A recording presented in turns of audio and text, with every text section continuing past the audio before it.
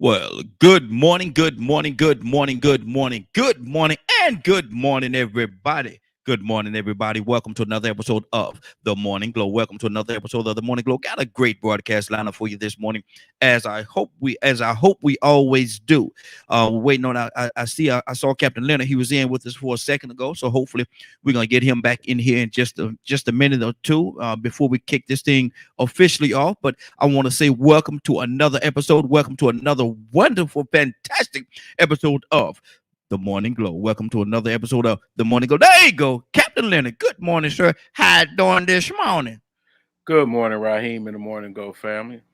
Man, listen, we have some issues with our phone line this morning. That's why I'm a little tardy, man. I was working with the other phone line that giving me some difficulties this morning. I don't know what's going on with it, so I'm gonna have to put a call in to them. So we actually got. So if anybody want to call in, give us a call. You got to go to the old number, the 678-381-1973, 678-381-1973. Give us a call at that number. Hopefully that's gonna hold up for us today, throughout this broadcast. And I guarantee you, by the end of the day, we'll have the other line back up, running, and operable. How you say that thing, Leonard? Operable. Operable. That's what I meant to say. That's the word I was looking for right there. Captain, how was your weekend, brother? It was just fine. Special Mm-hmm. prayers for my family. We lost a cousin last night. Mm. Mm. So, it's always difficult, but transition is what it is. Yeah. And God is still good. It's good all weekend. And Yes, sir. we relaxed Mm-hmm. and we tried not to worry about as much, Mm-hmm. just to be ready for more living. Yes, What I sir. call it. You got to get ready for more living. More living. God almighty. Boy, I More love that damn living. man. Gotta get ready for more living. More living, and more living. Again, let me tell y'all, again, the phone number has changed. We got a different phone number just for today. 678-381-1973, 678-381-1973. So if you are available and you want to call in, be a part of this conversation we're going to have today, we have a topic, but first I want to go to Captain Leonard. Captain Leonard, what's Yeah, going on man. in the political arena, man? What is going on, Man, man? Go ahead. got to get back to making sure that we support people that support things like the Build Back Better plan, which Mm-hmm. is President Biden's plan to rebuild America. And Yeah. it put forth so many programs and appropriation of so much funding towards Mm-hmm. those things that the average American is struggling with, that is trying to do better. Mm-hmm. Specifically, things like healthcare. Uh, Huge is the investment in childcare. Some people Mm-hmm. take it for granted they live in different places as it Yes, sir. relates to early learning, preschool age, and being able to put your child in the preschools, because we Mm-hmm. do know that children that go to preschools are more prepared Yeah. to enter Yeah. into K through 12. And that's Mm-hmm. that's a fact. And it Mm-hmm. definitely contributes to, in the long run, how successful children are by Mm-hmm. how positive and early that learning experience is. And it provides for the money that parents need who have to work, Yeah. that put their kids in childcare. It puts a lot more money out there for childcare. So if you don't have a business and you love kids, or maybe you have kids of your own that you're Mm-hmm. homeschooling and things, think about turning that into a childcare business, Come on. because a lot of money and investment has been put towards that in this Build Back Better America plan. Mm-hmm. However, Come on. we got Come on. one of them is some of them can't fight them ties to the devil that they have. Mm-hmm. And so we have a Democrat standing in the way, holding up Mm. Joe Manchin, I believe his name is. Mm. So you And know what gotta happen? where's he go? He gonna have to go, Mm-hmm. because Where's he's he out standing there? in the way of progress. I can't remember what Joe Manchin is, who he represents, but I'll definitely have it for you in a second. Okay. Okay. But um he has, and the reasoning he has for these types of things is just don't add up, with the exception of me, that he is part of some plan to Mm-hmm. block this bill.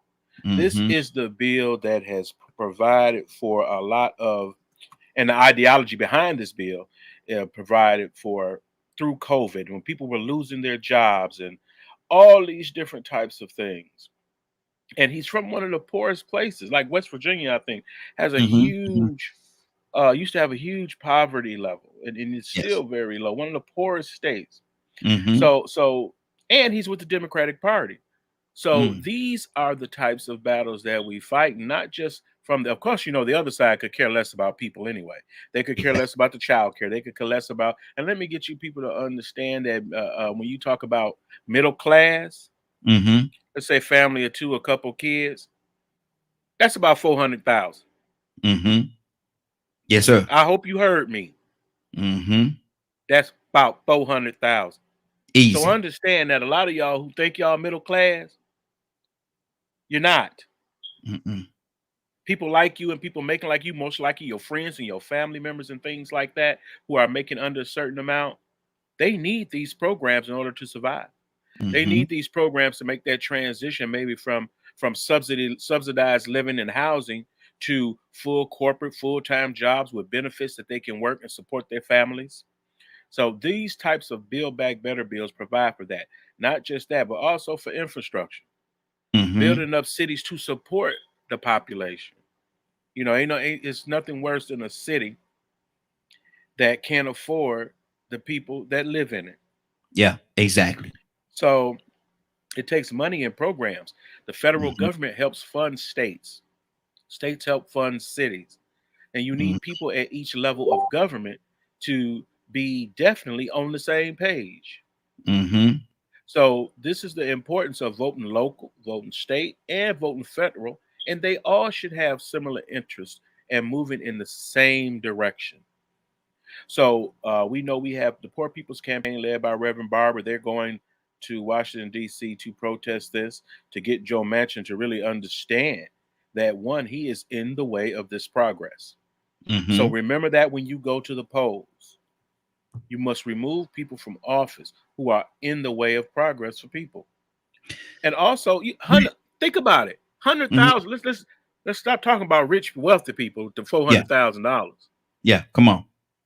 How many people do you know make $400,000 a year? Think about that in your head. Mm-hmm.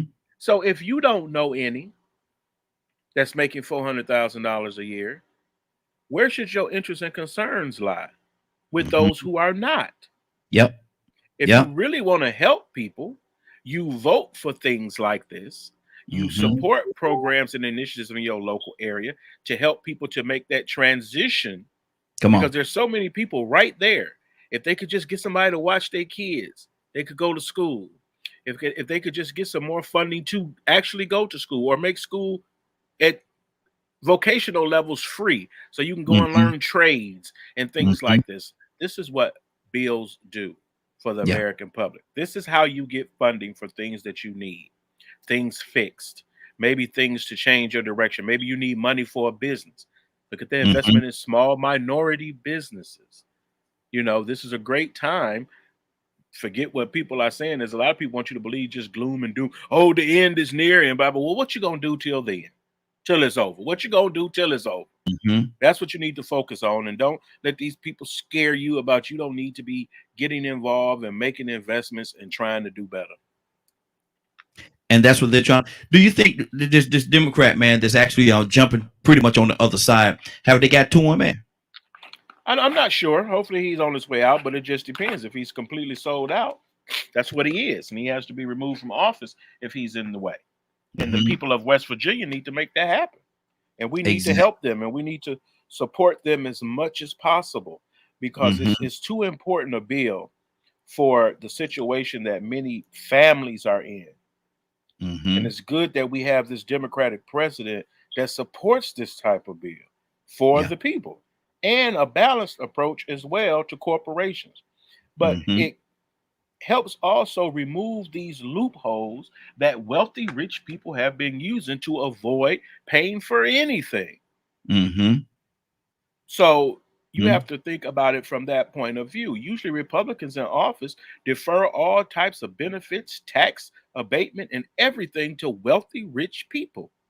Mm-hmm. So this is what you hear when the richer keep getting richer and the poorer get poorer. That's because government continues to govern in Come the on. interest of the most wealthy, as opposed to the working man. Exactly. So if Exactly. nothing else, if you can't decide between Republican or Democrat, do you go to work every day? Do Hmm. you get a W-2? Yes, sir. Then there's Yes, sir. definitely one group against your progress. Hmm. And we don't have. I don't think we have to tell you who that is. We got another No. call. We got another caller. Caller, what's your name? Where you calling from?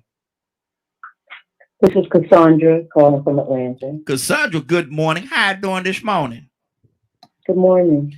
We're talking right now about there's a new bill that Leonard is addressing. I didn't know about it, but he's actually bringing it to us light. Leonard, what tell Cassandra a little bit about that bill, and I'm Well, sure she it's the knows. framework. It's the framework for Biden's entire presidency, the Mm-hmm. Build Back Yeah, Better America plan. That's his Mm-hmm. entire for infrastructure yeah, and everything. And it throws a lot of money to programs of social marginal benefit. Mm-hmm. yes, yes, I know. Yeah, yeah, I'm familiar. I'm very familiar with that. And like Raheem, like you just said, who would be against that? Mm-hmm. Who would be against social programs that actually benefit people that need help? I'm not talking about the lay around do nothing. I'm talking about people, working class people Mm-hmm. that are trying to make it paycheck to paycheck. Yes. Why would you not see that's my problem when it comes to this bipartisan stuff. Mm-hmm. You got one side that is fighting. They fighting against blessing people. Let's just call it what it is. Mm-hmm. We can go with whatever terms we want to use, but they have a problem with people being blessed in this country. Mm-hmm. And the Bible says that we should bless the poor, we should take care of the orphans, we should feed those that are hungry, clothe those that are naked, and visit those in prison that shouldn't even be in prison, half of them, for the crazy stuff that they be putting people in prison for. Mm-hmm. So, yeah, I definitely feel like Biden, whatever we think of him in the whole big picture, the people the people are at the center of his agenda. Yes, exactly. And the Exactly. best part about the initiative is it's actually paid for.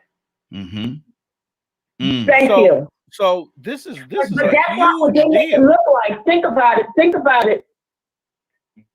Make it look like how we gonna pay for it? We ain't got no money. How does we can't? That's all you hear from Republicans. Mm-hmm. Mm-hmm. Right. And if the wealthy pay their fair share, this bill is paid That's it. for. That's what Mm-hmm. it provides for. Yes, And that's how you know you got a great bill. A bill that accomplishes so much and is paid for. Wow. No Wow. smoke and mirrors about ain't no money there and blah blah. No, the Mm-hmm. money's been there. It's just not Mm-hmm. been allocated properly, and it's been given to people who one thing they don't need is more money. Mm-hmm. They Now, have more than I, enough money. I got to play the other side of the coin. Now, there's a certain verbiage that people use when they say playing the other side of the coin. I hate that term. Uh, And I yeah, don't use it at all. yeah. You know what I'm talking about. I Yeah. I, I don't like that term. But I'm gonna say I play the other side of the coin right now. Now, what do you all say? And we got another caller, Tucson. I know you're there, brother. We're coming to you in just. And of course, I see my man look like he don't got stuck again. But we were talking about on that other side of the coin, which one I have always spoken about that we should not use, and it's what I use to judge how a person really goes after an issue.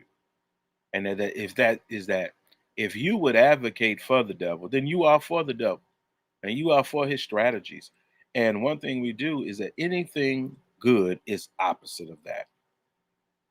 Whether you got $1 zillion, why would you go about wanting to see greater suffering to those just for one extra dollar on top of your millions and millions and millions of dollars?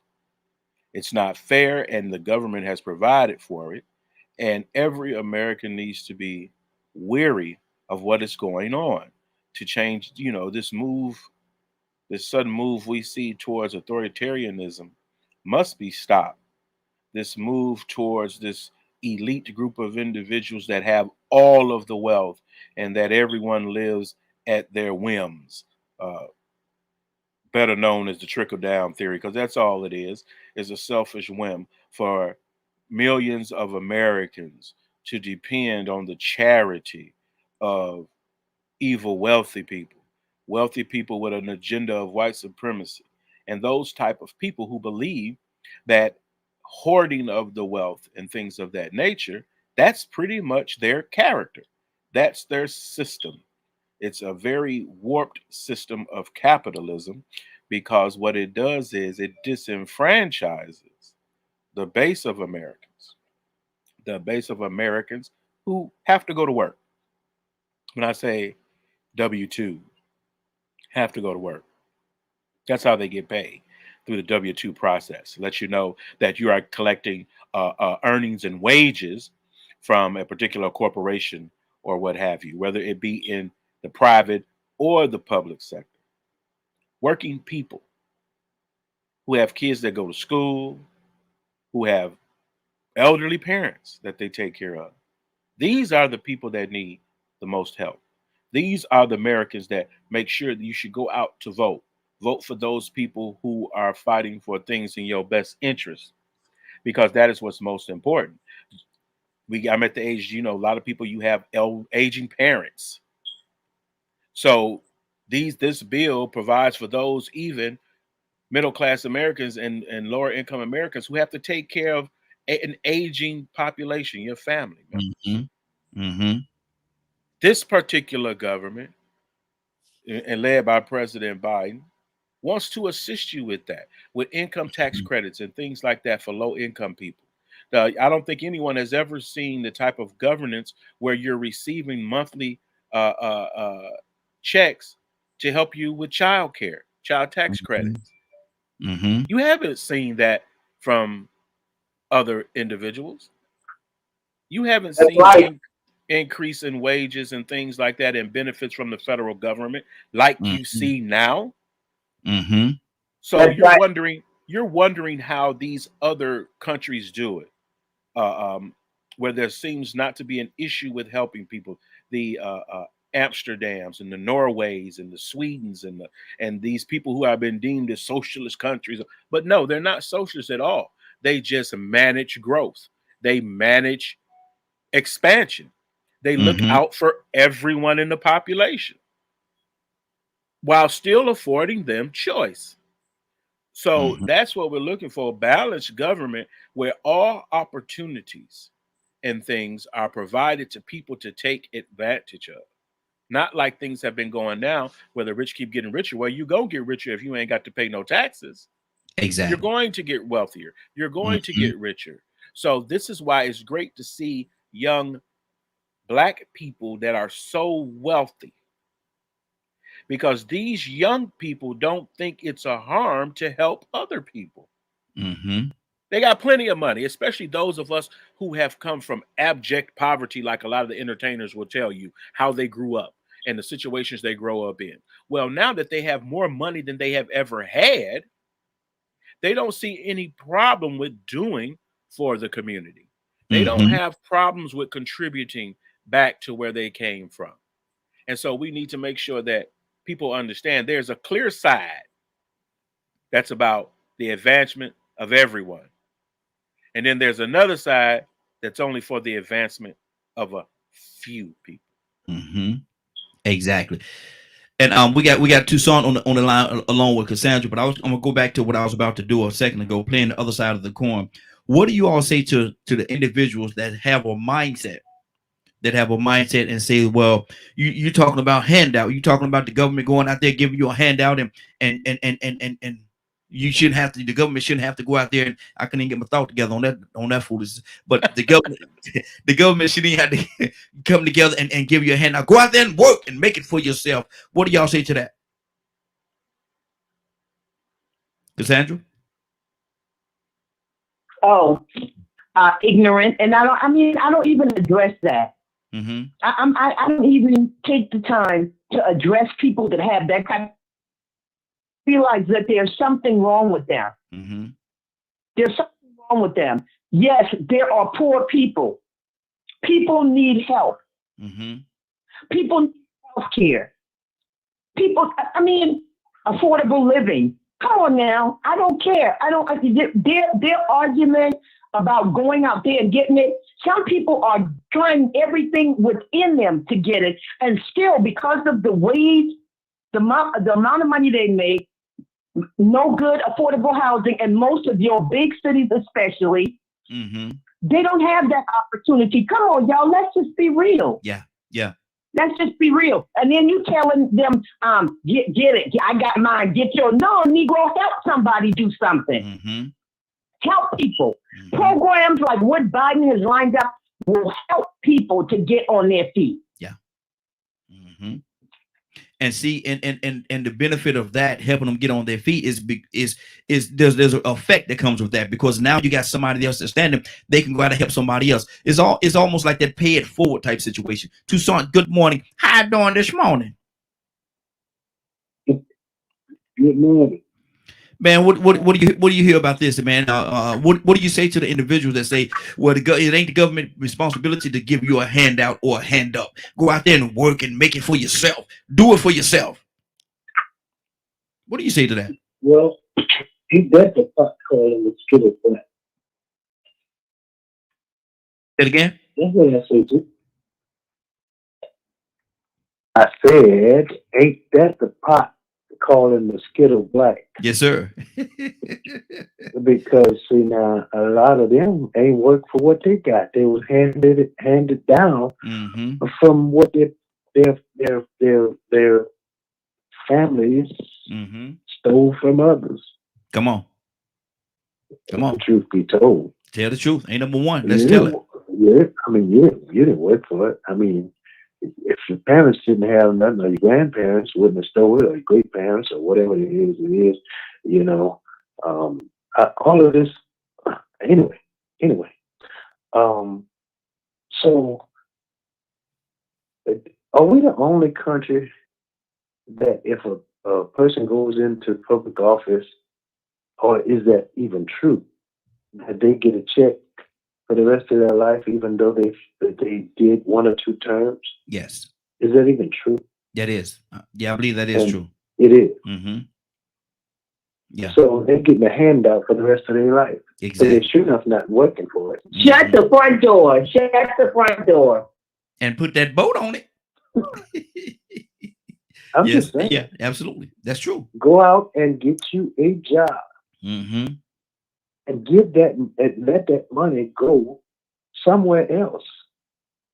Can you imagine all the politicians we got throughout the country that are receiving a handout Mm-hmm. from the taxes that you have to pay, and then you the one that's asking for a handout? Mm-hmm. Give me my money back. Yeah, yeah, exactly. Matter of fact, I've been working since I was 15, I think, 14, 15, something like that. I know I had to get a permit to go to work and a Mm-hmm. permit to drive to get to work. Yes, And I've been absolutely. working since then. Mm-hmm. And I've been paying taxes. Not just the taxes that the government requires, but all the food and everything else that's not accounted for that has taxes on that too. And then you mean to tell me that I can't get health care? I'm just trying to figure out. How about Go, go, I'm go. just go ahead. No, go ahead, go ahead. No, I'm just saying. Okay, here's another thing that I thought about while y'all was talking about it. Okay, here's a person that's finally got to the point where they're trying to get on their feet. Maybe they are ex-military and they're getting out, and then they go and they have the right things going on in their lives to try to get a house, okay? And they get their plans together, and all of a sudden, this pandemic comes, Mm-hmm. and the prices of lumber go sky high, and they just like, well, done, I'm out. And the loan that they said they were going to get, now they done life happens. Here's a person that gets sick. He's on his feet, but then he gets cancer or has heart problems. Mm-hmm. And then the medical bills get overwhelming. And then now they got issues. We don't think about life happens to people, and life causes financial burdens. And the government, like, hey, you just want a handout. What? I'm just missing the point. And are we the only country that functions like that? I'm just asking. I wonder. Now, see, I rather we're the only country that folks like that. I'm not sure about that, but I do know that you do have a point on how they're doing it. And I was before Leonard came back on, I was actually putting some stuff together here. I was writing some stuff down, and I'm trying to figure this out. And Leonard, maybe you could help me out on this. All these taxes, man, and they tax everything. See, if I make $100, if I say if I make 100 pennies, let's just say I make 100 pennies, $1. Okay. They're gonna take 20. They're gonna take 20 cents of that in my taxes, right? Between 20 and 30. Yeah. Okay. Let's say they take 30. They take 30. They take 30 cents off the top. 30 pennies off the top. Now I got 70. I go to the store. I go out there to get me something to eat. Go out there and have dinner, and it costs me X amount of money. They're gonna take some more taxes off that. I go down, buy me some shoes or whatever. They're gonna take some more taxes. How many times are they gonna tax me, man? You don't. Well, actually, I differ than most people when it comes to this issue. I am a big proponent of taxes. For the very simple fact, that's the whole reason to come together, is to pool resources. And by pooling resources, America has been able to provide a lot of things for American citizens that other countries have not.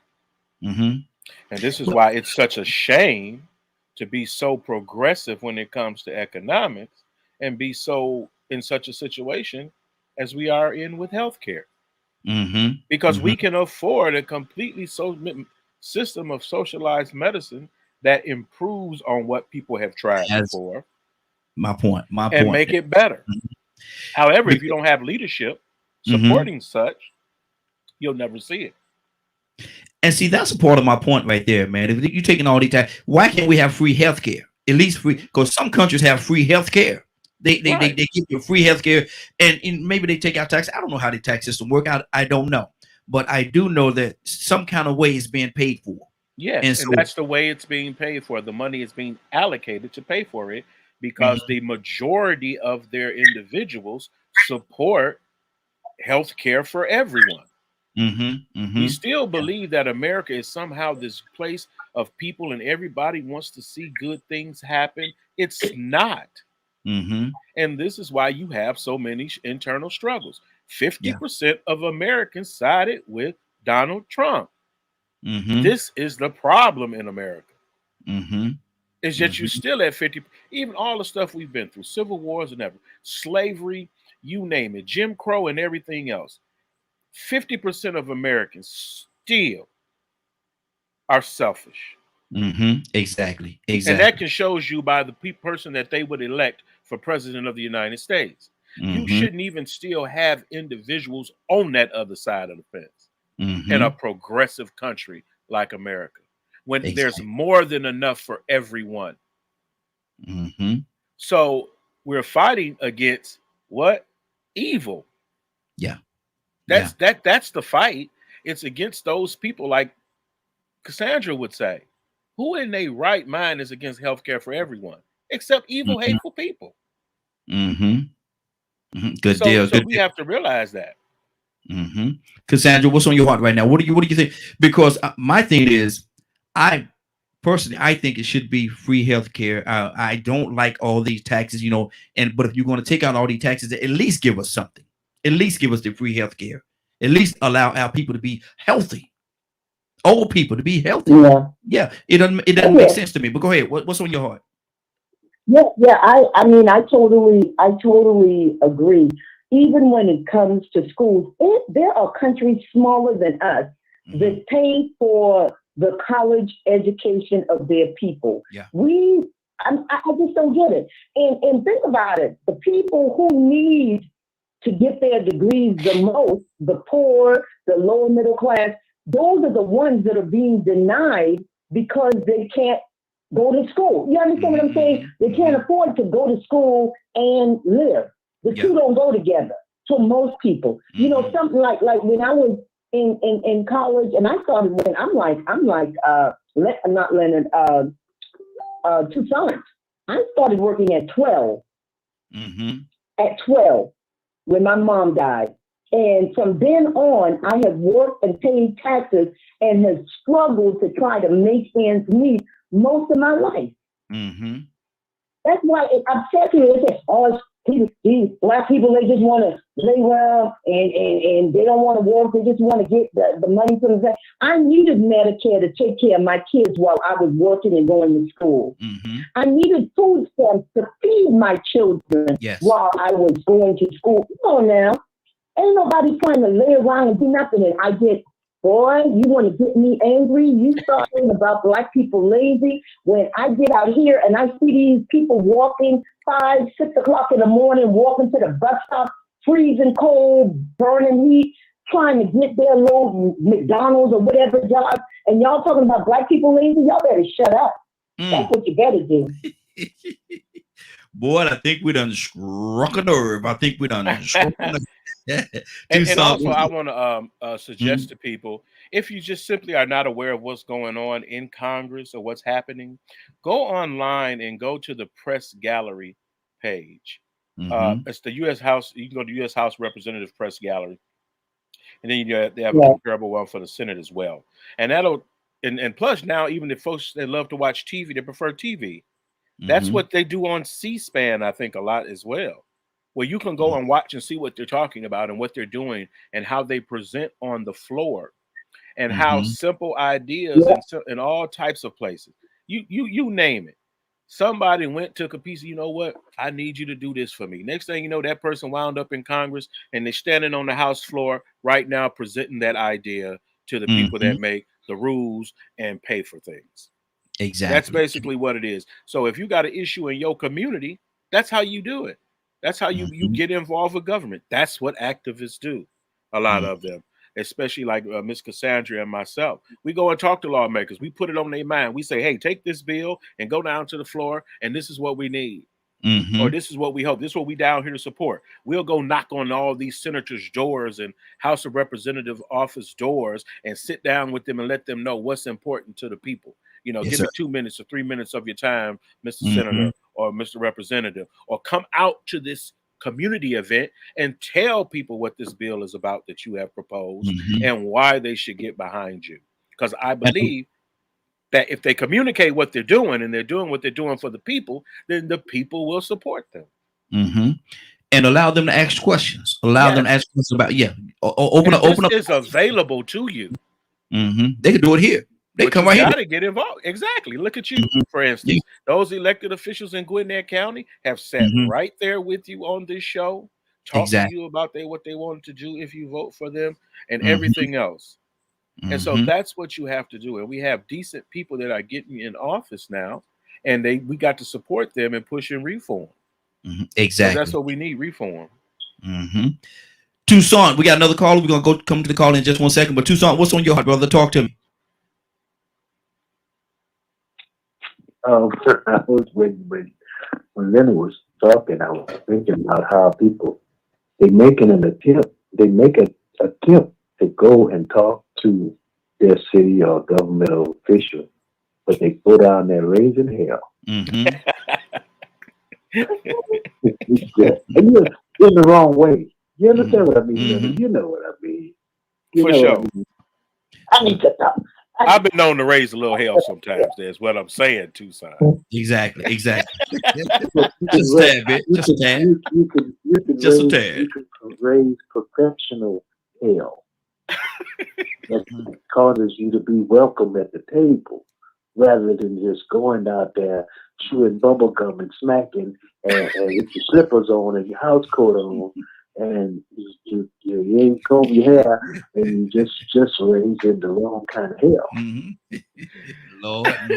I would like a definition given for perceptional hell, please. Thank you. Let's change that, Cassandra. We got to change that one right there. We're gonna get in good as Senator Lewis would say. We're gonna get in good trouble. We get in good trouble. Good trouble. Yeah. Good trouble. No, Good trouble. I mean, but because you can. Y'all know that there's a mannerism that you must have to be welcome at the table. Yeah, yeah. You can't be totally come with ghetto mentality and they call the police on you. Now, sometimes you go professional and they call the police on you anyway. But you have to have make an appointment or something. Don't just show up. I mean, sometimes you just have to. I'm just saying. Y'all know what I'm trying to say. But I don't know what Tucson trying to say. I'm sorry. I'm trying to there save are you. some people, and some of them is in your family. They just don't know how to talk to nobody. They can't even come to your house rather than go to the mayor. So basically, you're saying don't send Uncle Festus down there. Uncle Festus ain't gonna represent us right. Don't send Uncle Festus. That's what he's drunk. He drunk first of all. And that's why you get involved with organizations when you got them issues. Tucson, I'm gonna help you out, man. Hold on, let me go to the caller. We gotta and just anybody that want to be a part of the conversation, you're more than welcome to give us a call. We now just for today, we're back to the old number. Just for today, 678-381-1973, 678-381-1973. Give us a call. We love to have your input. What do you think about all this stuff that's going on? Is Biden is what Biden doing? Is it good? Is it good for the people? Is it good for the community? Is it good for us as a whole? Or are you one of those people that say, well, he has some kind of other agenda. He's doing this or doing that. What do you all think? We got another caller from the 678 area code. Caller, what's your name? Where you calling from? Good morning, Morning Globe. Good morning, Raheem. This is BP out of Connecticut. BP, good morning. How you doing this morning? I'm all right. VP. These children out, man. They multiplied in my house. I think we started to become the old maid or something. I'm trying to recruit the neighborhood. Every time I wake up on Monday, we got more kids to give off at the bus station. But you know what that is? A lot of times children know what they love at. Children go where they love at. Yes. Yeah. That's what it is. Children go. Yeah. Children have a way to find what the love is. Now they can't always get out the door to go to it, but they know where it is. And so if they come into you, brother, that's a good thing.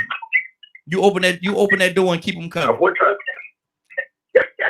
Keep them. I remember how we used to treat the neighborhood house. Yes, sir. This must be tenfold. Yes, sir. It comes right back.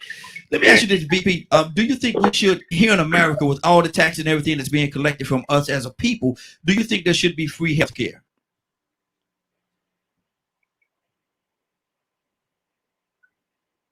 BP? Didn't mean to scare you with the question, brother. Man. Didn't mean to. Huh? I'll put it this way.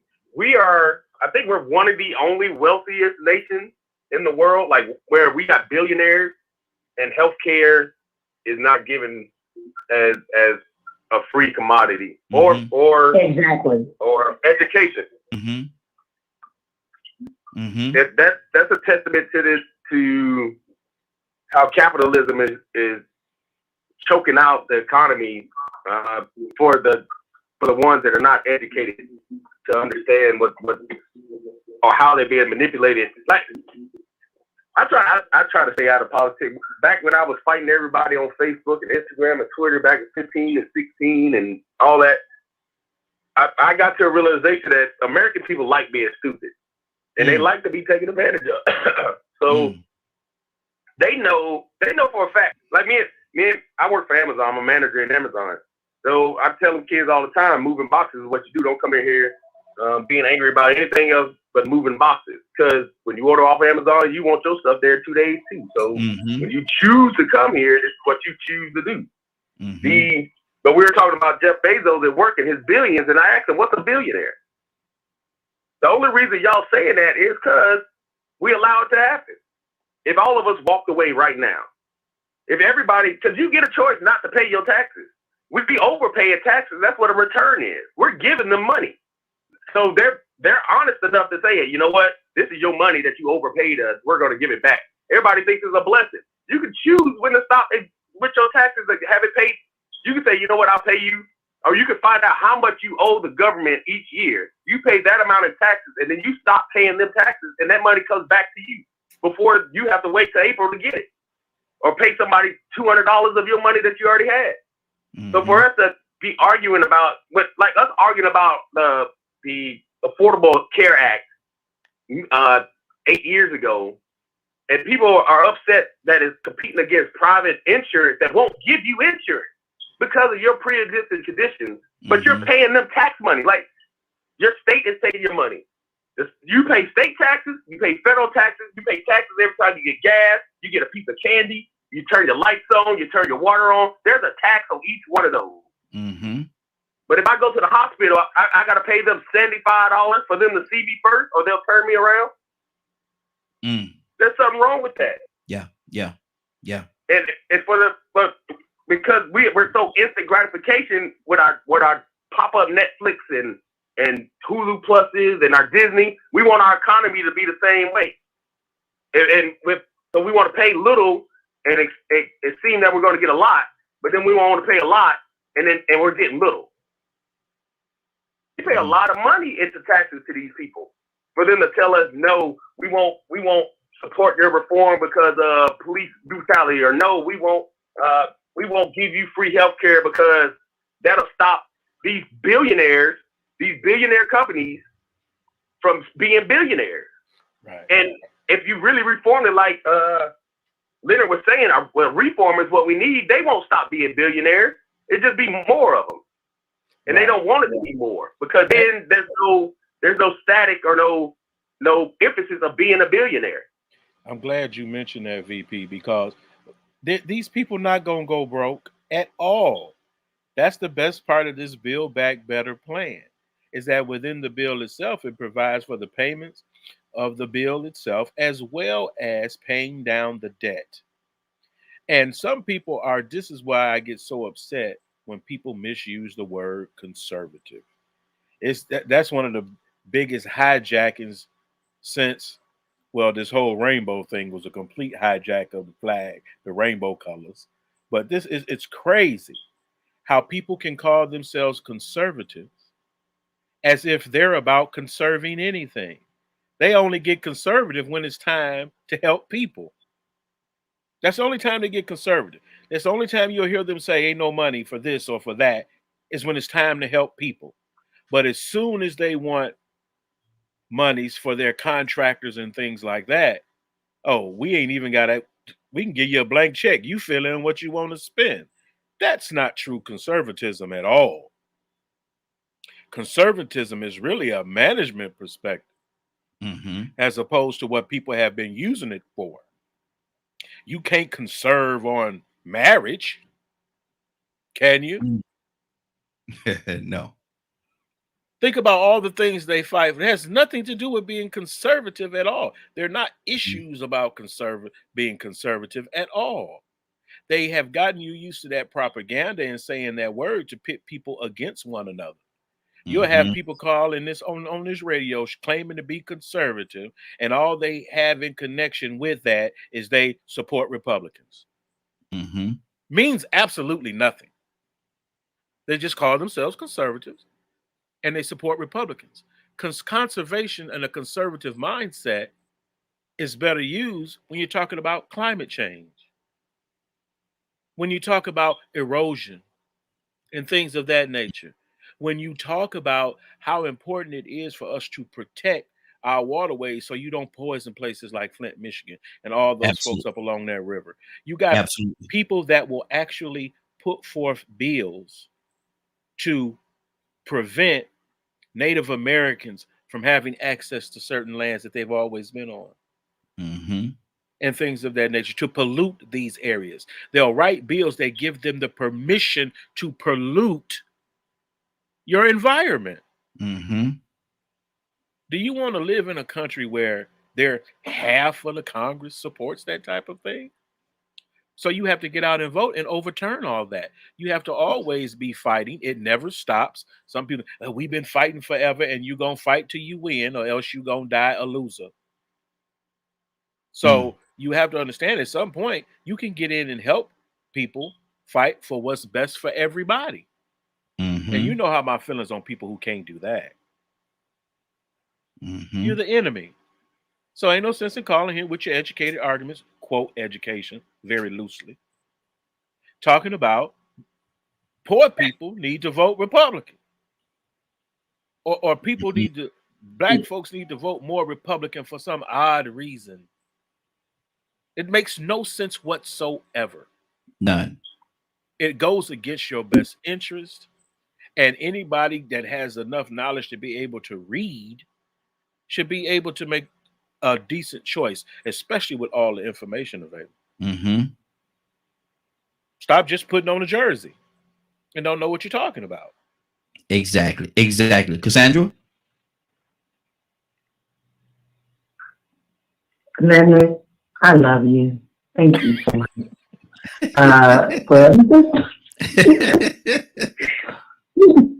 But he just put in a nutshell everything that I feel without the cuss words.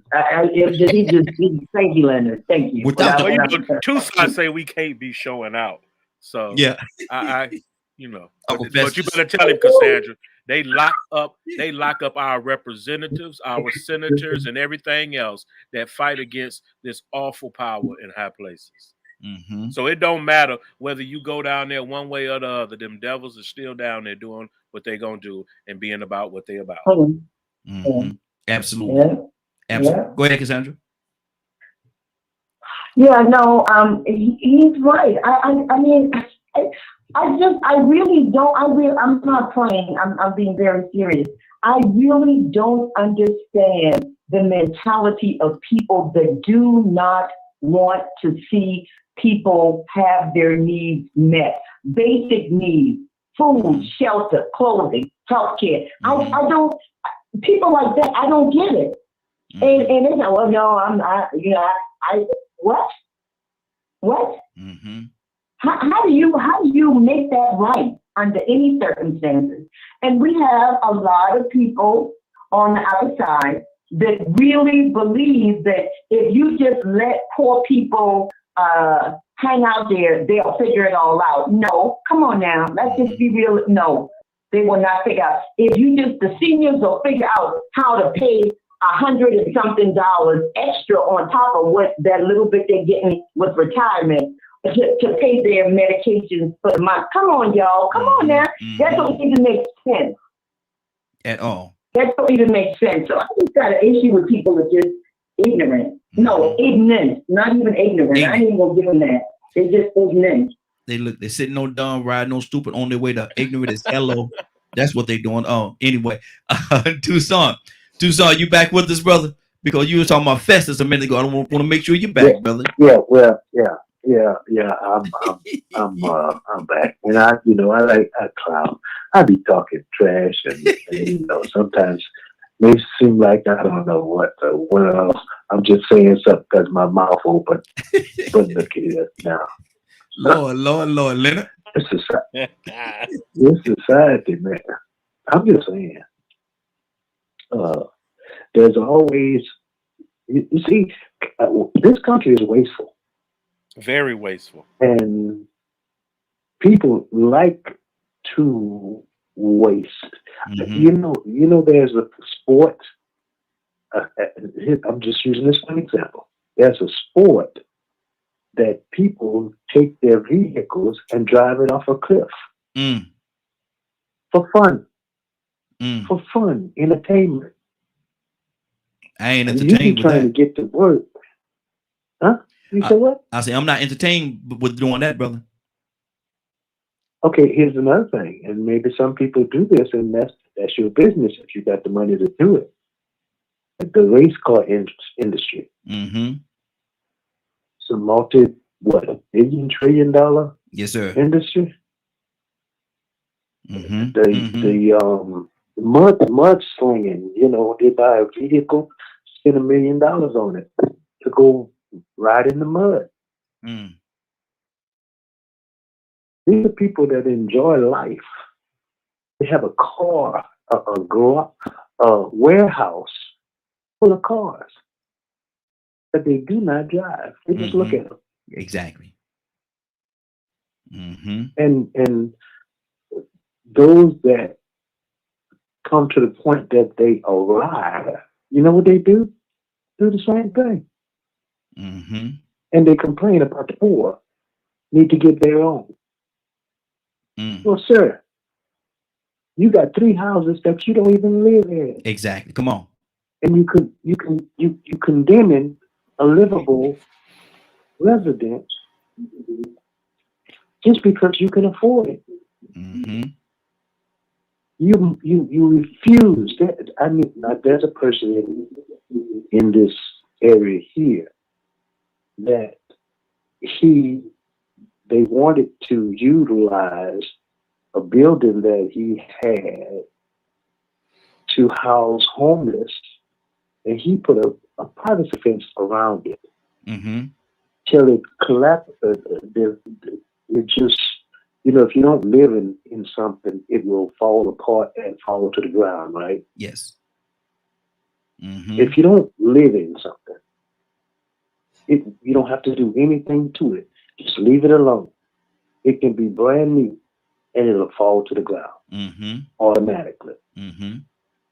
But he put fence around it till that's what happened to it.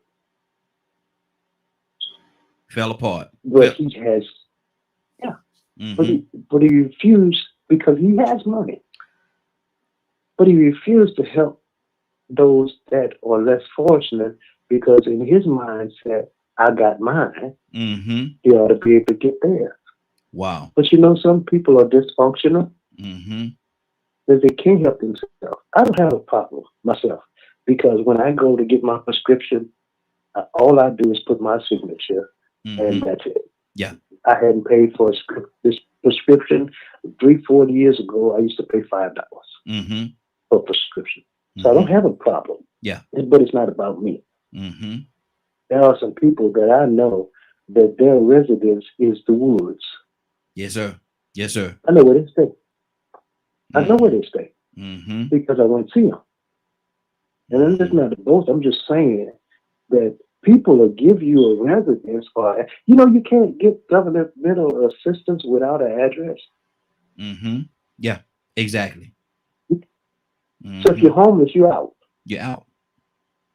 You're just out. So you can't get on your feet. Mm-hmm. You can't get medication.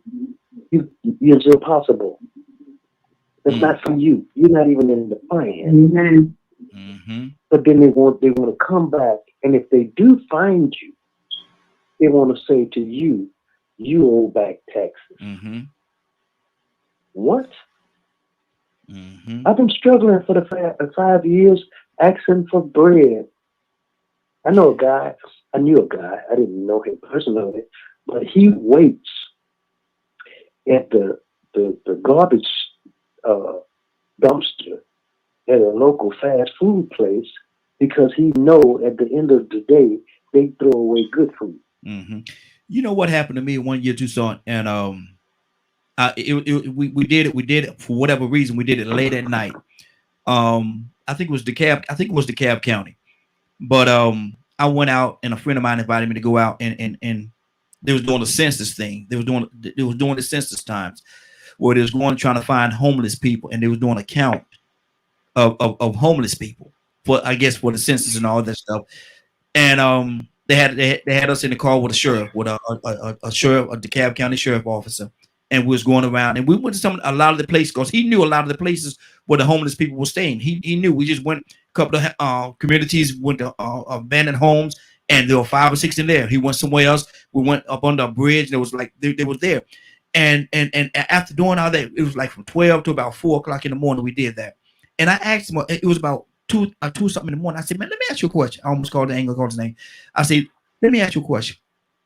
I said, "Why do they want to know? Why do they want to know how many homeless people they have here, and where they are? Why do they want to know that if they're not gonna help them?" He looked at me, Cassandra, and he kind of scratched his head, but he never gave me an answer. Why do you want to know that they're there if you're not going to do anything to help them? VP, come to you next. What do you say to that? Can I answer something before you go? Yes, go ahead. Go ahead. Suppose Mm-hmm. Mm-hmm. you count them without counting them. Because when the real money, when they do the census or something in the area to allocate funds, they include certain people that they want to include. Actually, they don't include. Yeah. But if you include them people that you're not including to help, you got extra money that you can put in the bank. So they want to benefit from without benefiting them at all. Yes. Wow. Just, I mean, does that make any sense? No. They make not to you, because your mindset is to help them folks. But if you want funds to do things that don't matter, then you see, because what we do, let me say, go to somebody else. Okay.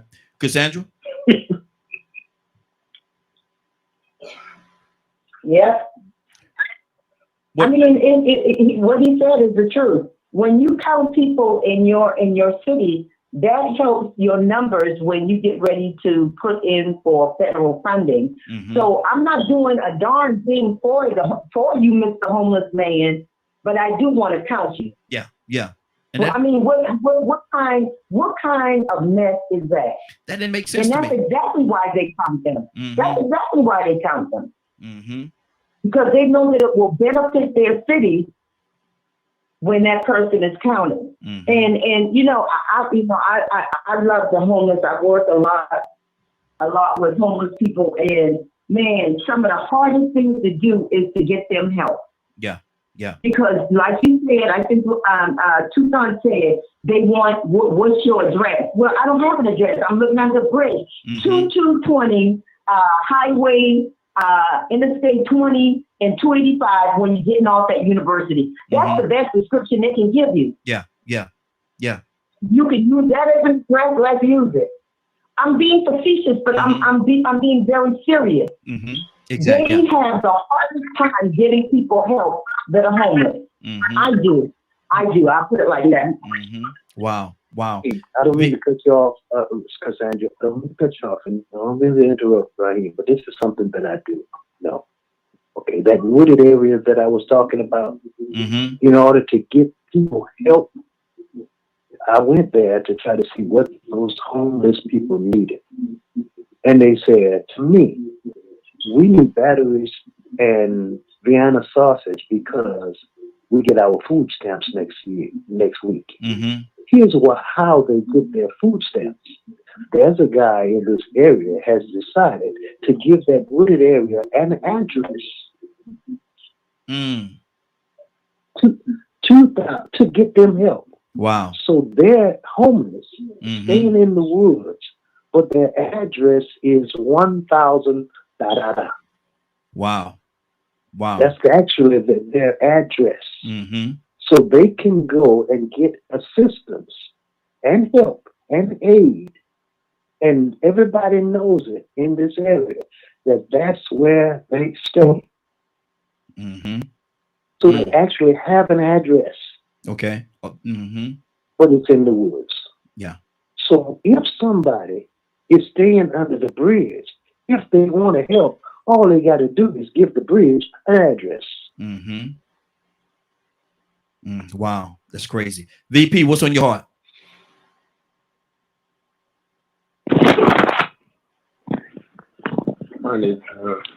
I don't know if you guys remember, what was it?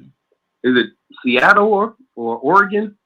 It's one of them states that's housing homeless in abandoned buildings.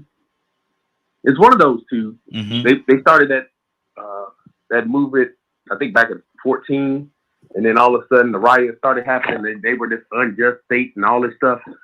I find it funny how when man finally decides to open up his hand and help people, the world itself, or those up in top, decide that it's a bad idea and we're trying to topple it.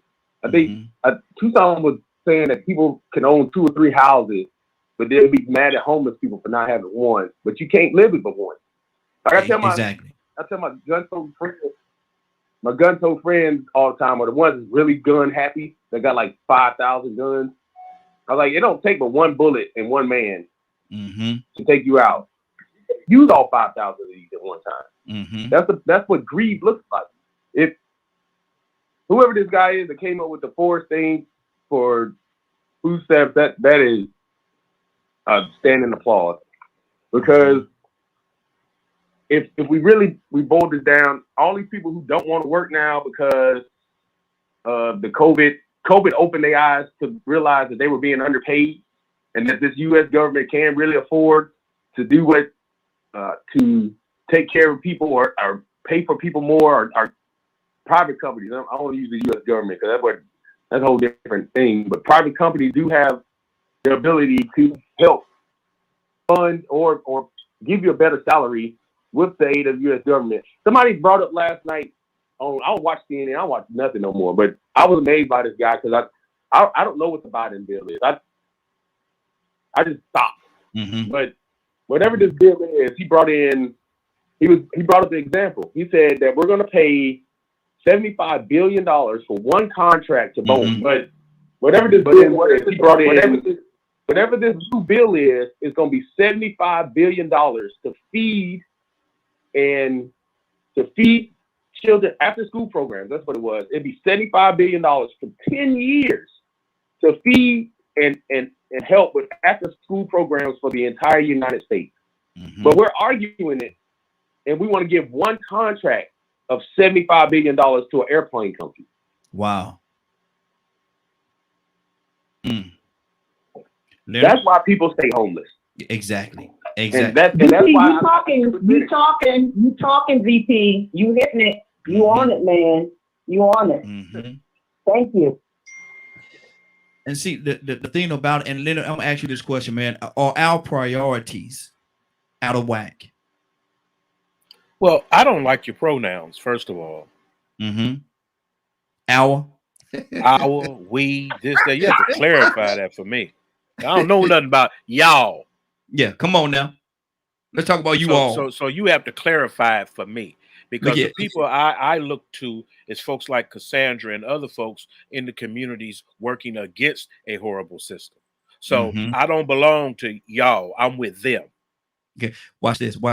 Now, y'all is a country term that up north they would say you all, but we shorten things and we put things in a little tight little niche and we say y'all. We don't say you all because we ain't educated like that. No, I'm just playing. But see that. But what they are talking about is everything that you see people fighting for. This is why we have so much confusion, because you have half the people that support building back better framework.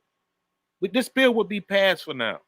It would be passed by now if it wasn't for this one individual. Wow. That alone ought to let you know this person need not return back to office. I don't care who you think you are or how important or how professional you think you're going to say something. You one person against your entire party. Exactly. Come on. You wrong, not the rest of the party. You're the wrong one. You're the bad apple. You're the one keeping this bill from passing that would help so many people. So instead of coming on talking about why you against it or whatever, the people need to get rid of them. And we need to have this attitude. You got bills right now talking about we don't want certain people to come here from Colombia who are a part of this particular group, FARC, for instance, down there. But yet you got people right here that just tried to destroy our capital. Come on. What you gonna do with them? Nothing. Look at the resistance army that they're a part of. But yet you want to have a bill to prevent other people, like say, for instance, this was a problem in Reconstruction. Remember, I had brought this up before. Why did you allow the enemy to occupy government office anyway? You knew who they were. You knew what they're about, but you insist on allowing them to keep these government positions, and therefore you have Jim Crow. You provided for further disenfranchisement of Americans. And this is what happens when you continuously allow certain people to occupy public office, when you don't go out and vote against them. You're just making it easier for them to stand in the way of bills that help millions of Americans. Mm-hmm. And quit acting like you so surprised about this devil. Come on. You shouldn't be surprised at all. See, one thing I know about surprised people, they ain't doing nothing. Mm-hmm. Because you know the strategy of the enemy already. It wouldn't shock you that just about every Republican will sit there and vote against these programs for their own personal interest. That shouldn't shock you at all. Because when you go to your job, you know the person on the job that's making it miserable, that's making it a hostile work environment, that's doing all the sexual harassing, that's doing all these other types of things. You know who they are. It's the same thing with government. Look at their behavior. Look at how they act. That should be enough for you not to support them because they support this side of the coin. So it's not surprising to me that some people would support evil. I'm not shocked that there are people that could care less about children getting health care because they don't care about nothing else either. Exactly. That's why you have a plan like this Build Back Better America, because if you help the children, you help the parents. If you help the parents, people make better decisions and they can see a little light at the end of that tunnel. And they say, you know what? I'm going to get an education. I'm going to get a trade. And now they no longer own assistance because they're doing so well. So that's really what people have to consider. And see, that's where that little glimmer, that little glimmer of some will say hope, and others will say faith. Step in and make that difference. You gotta, if you give a little hope, give a person just a little bit of hope. Yes, and they will do better. Look at how many of our young people are thriving right now. I mean, they can go to high school, they can go to vocational school, they can go to college, get whatever job they want, start whatever business they want, do pretty much whatever they would like. That didn't always used to be the case. That took a lot of people fighting and a lot of progress. And so you have to continue that. You don't get a chance to sit down until you codify in law these priorities. And right now we're having a problem with that is because for every 8 years, we change the way we're doing business. And you know what? You just gave me a perfect, you just threw me an alley-oop, man. It's 55. We're going to go to our topic for the day. And our topic for the day is this right here. I'm going to put it up there. Success. What is holding you back? I was about to ask you about that. Yeah. What is holding success? What is holding you back? Because a lot of times, man, I old man said this to me and it stuck with me. We was riding one day. We were actually going fishing. And then you know how I love going fishing. And we went by this it was a cemetery over to the left. And he looked, he said, "What do you see over there, son?"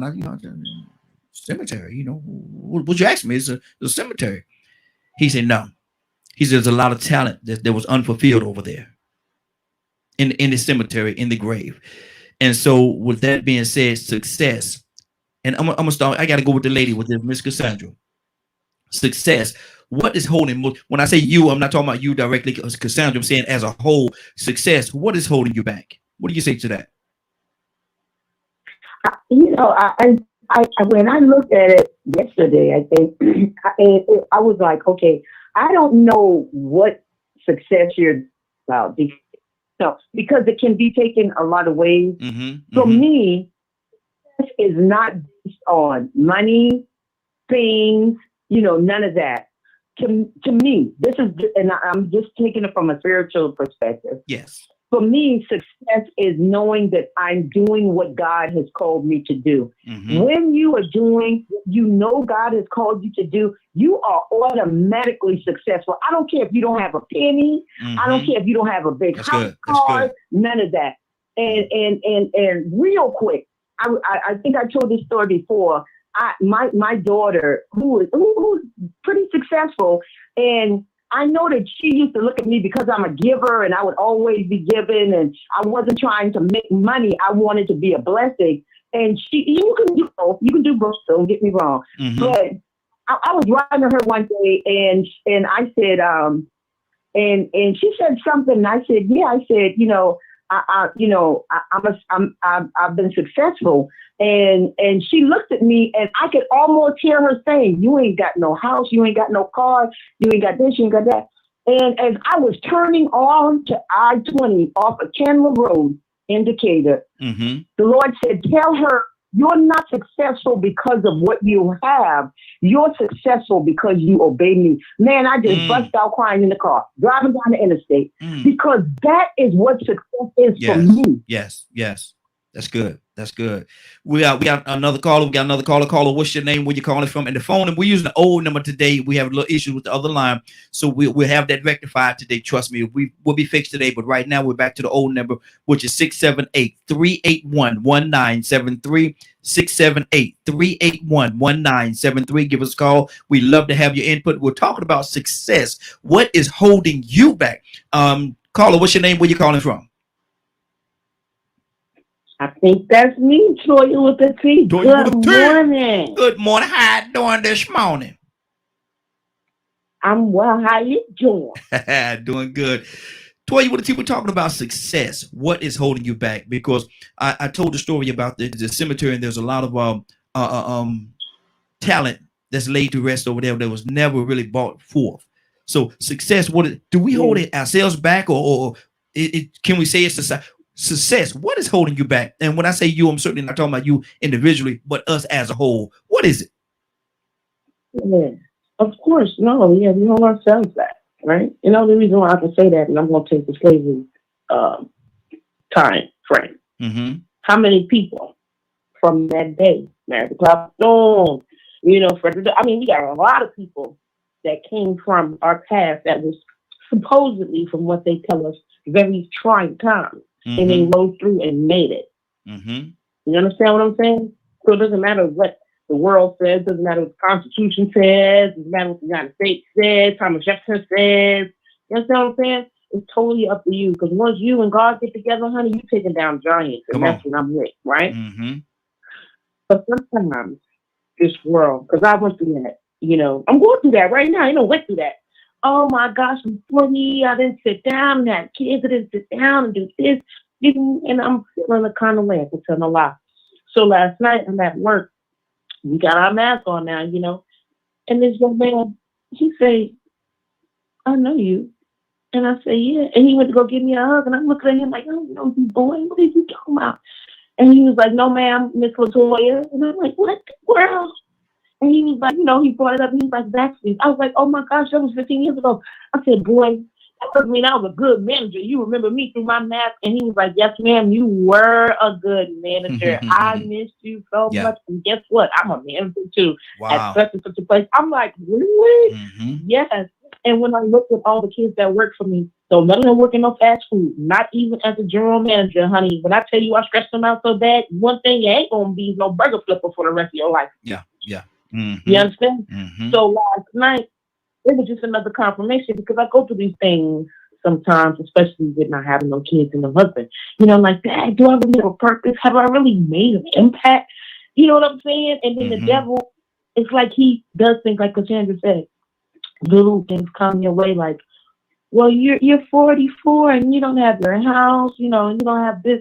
Like, what makes you successful? That's a trick of the devil, because he knows that the root of all these things, the root, you're not going to see no fruit hanging from the root, right? Come on. But the root is what holds the tree that brings everything else into play, the branches, the trunk, the leaves, the fruit. You understand what I'm saying? And oftentimes it's like the devil will get in here for the most powerful people, for those of us that are the root to some of these growth. That's the first thing he do, is try to make it seem like, oh, what are you? You under dirt. Like, come on, the jokes. You know, you're not important. But that's so far from the truth, man. So definitely, anything you're doing that God asks you to do, come on, and you can knock down giants per se, that is a success, despite the house's cars and clothes. That's good. That's good. VP, success. What is holding you back?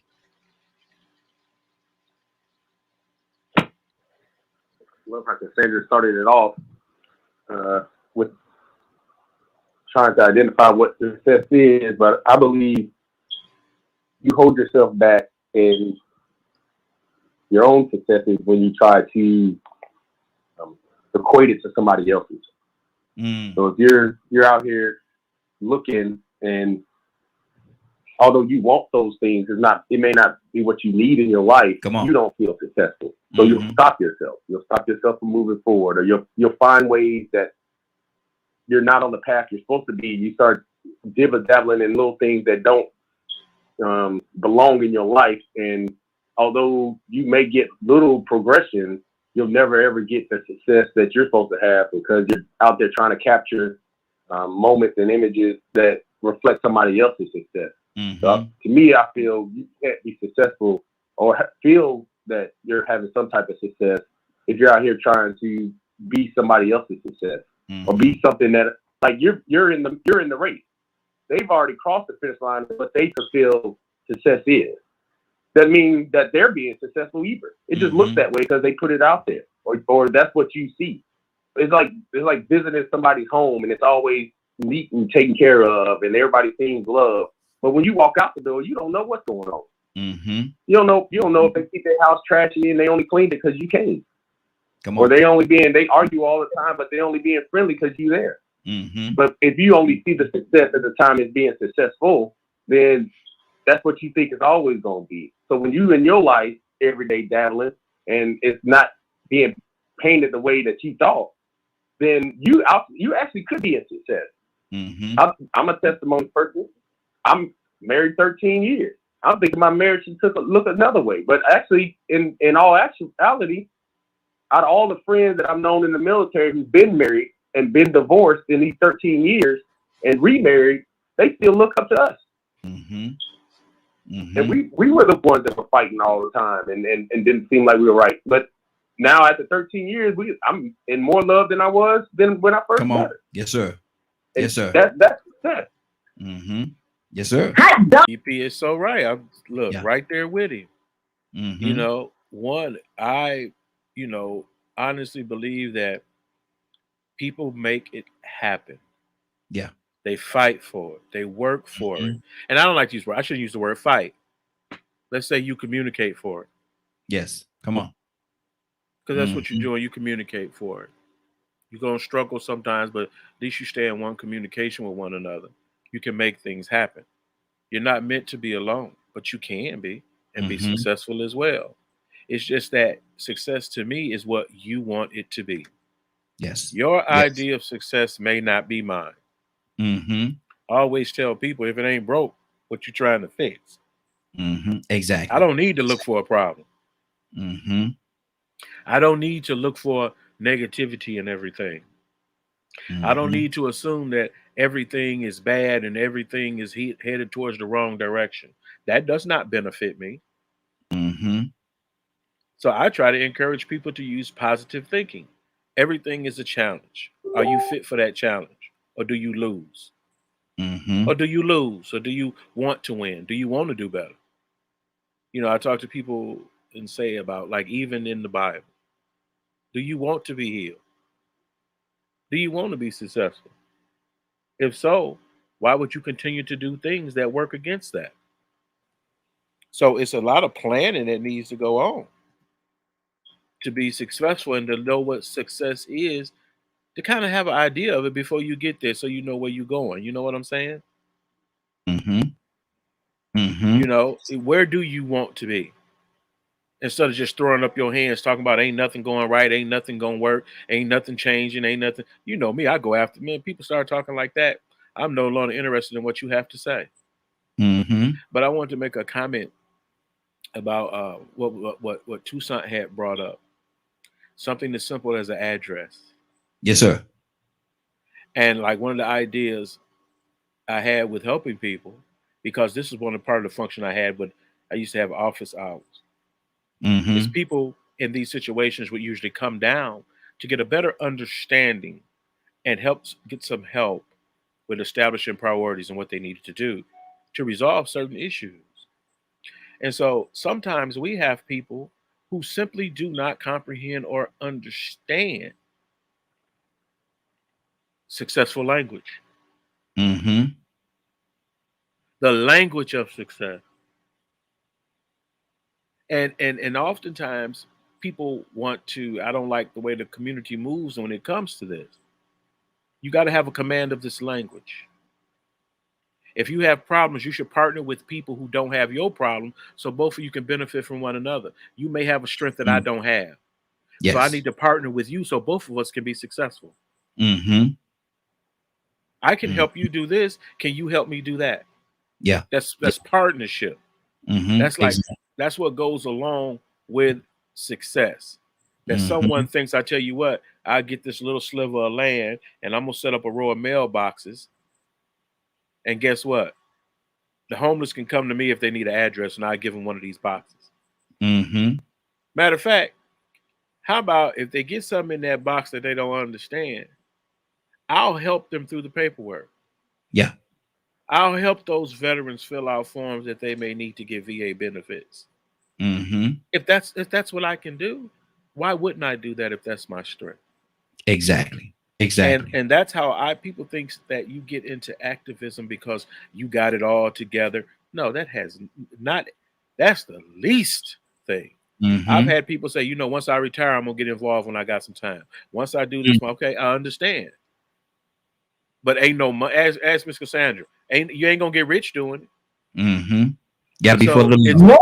you got to do it from your heart. Yeah, because of the love. Yes. There is Yes. every reason to Mhm. stop doing it. Trust me. Mm. We all have families and everything. And some people I've heard, I pray for them if they're young and they're married and they're doing this. Mm-hmm. Because it's a struggle.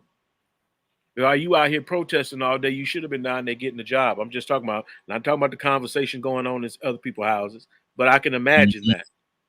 Mm-hmm. Well, you down there feeding the homeless. How we gonna eat tomorrow? Mm. You know what I'm saying? Wow. Yeah. But yeah. then it's something as simple as reading something that says, hey, if I go get certified, I can go down here to the food bank. And now I'm connected and partnered with the food bank to serve lunch in the park. Mm-hmm. Those types of things that you could possibly do in your area if they're not available. I've helped people start churches that have started with just making people sandwiches and everything and passing them out in the park and just leaving a little note with them. Hey, this church provided, this ministry's provided this for you. If you're interested in anything else we have, join us. Or we'll come out to the park and pray with you and things of that. When the last time you seen a church have a church meeting in the park? It's been a while. It's been a while. It's not now. Mm-hmm. But let me tell you, half of these, when people say the church ain't doing this, the church ain't doing that, half the people doing things are members of churches across this nation. Yep. And that's why they're doing the things that they're doing. Mm-hmm. Just because the church ain't branding them does not mean that the church is not there, because the church are the people. And this is why these people are doing these things in public. Mm-hmm. They're giving to these various charities. They're working, they're mobilizing and organizing people to do certain things in their area, to start clothing closets for people, to make sure that they got clothing and things like that. Ain't nothing to stop you from putting clothes in the back of your trunk and go pull it up in front of the men's homeless shelter and giving the clothes away. Yep, exactly. That's how people start doing things. Take a box of clothes inside the place and just let them disperse the clothes out to the people that need it. I got people that will Inspire is a program that I like, because all you do is make an appointment with them and set the stuff out in front of your house that you want to give to other people, and they'll come pick it up. Yeah. That's how easy it is to help people. Mm-hmm. And you got to think about, activists have been doing this for free when you got all this money out here. Mm-hmm. That you could establish things like, one, food kitchen. How can a food kitchen be closed and people still be hungry? Churches. Mm-hmm. Come on. Somebody said that the church should be a homeless shelter. Well, I'm not gonna go that far. I'm just saying. I'm just reading what they said. They say the church should be a homeless shelter. Maybe your church maybe you should start a church that should be a homeless shelter. Let's go to Tucson. Tucson, what's on your heart, brother?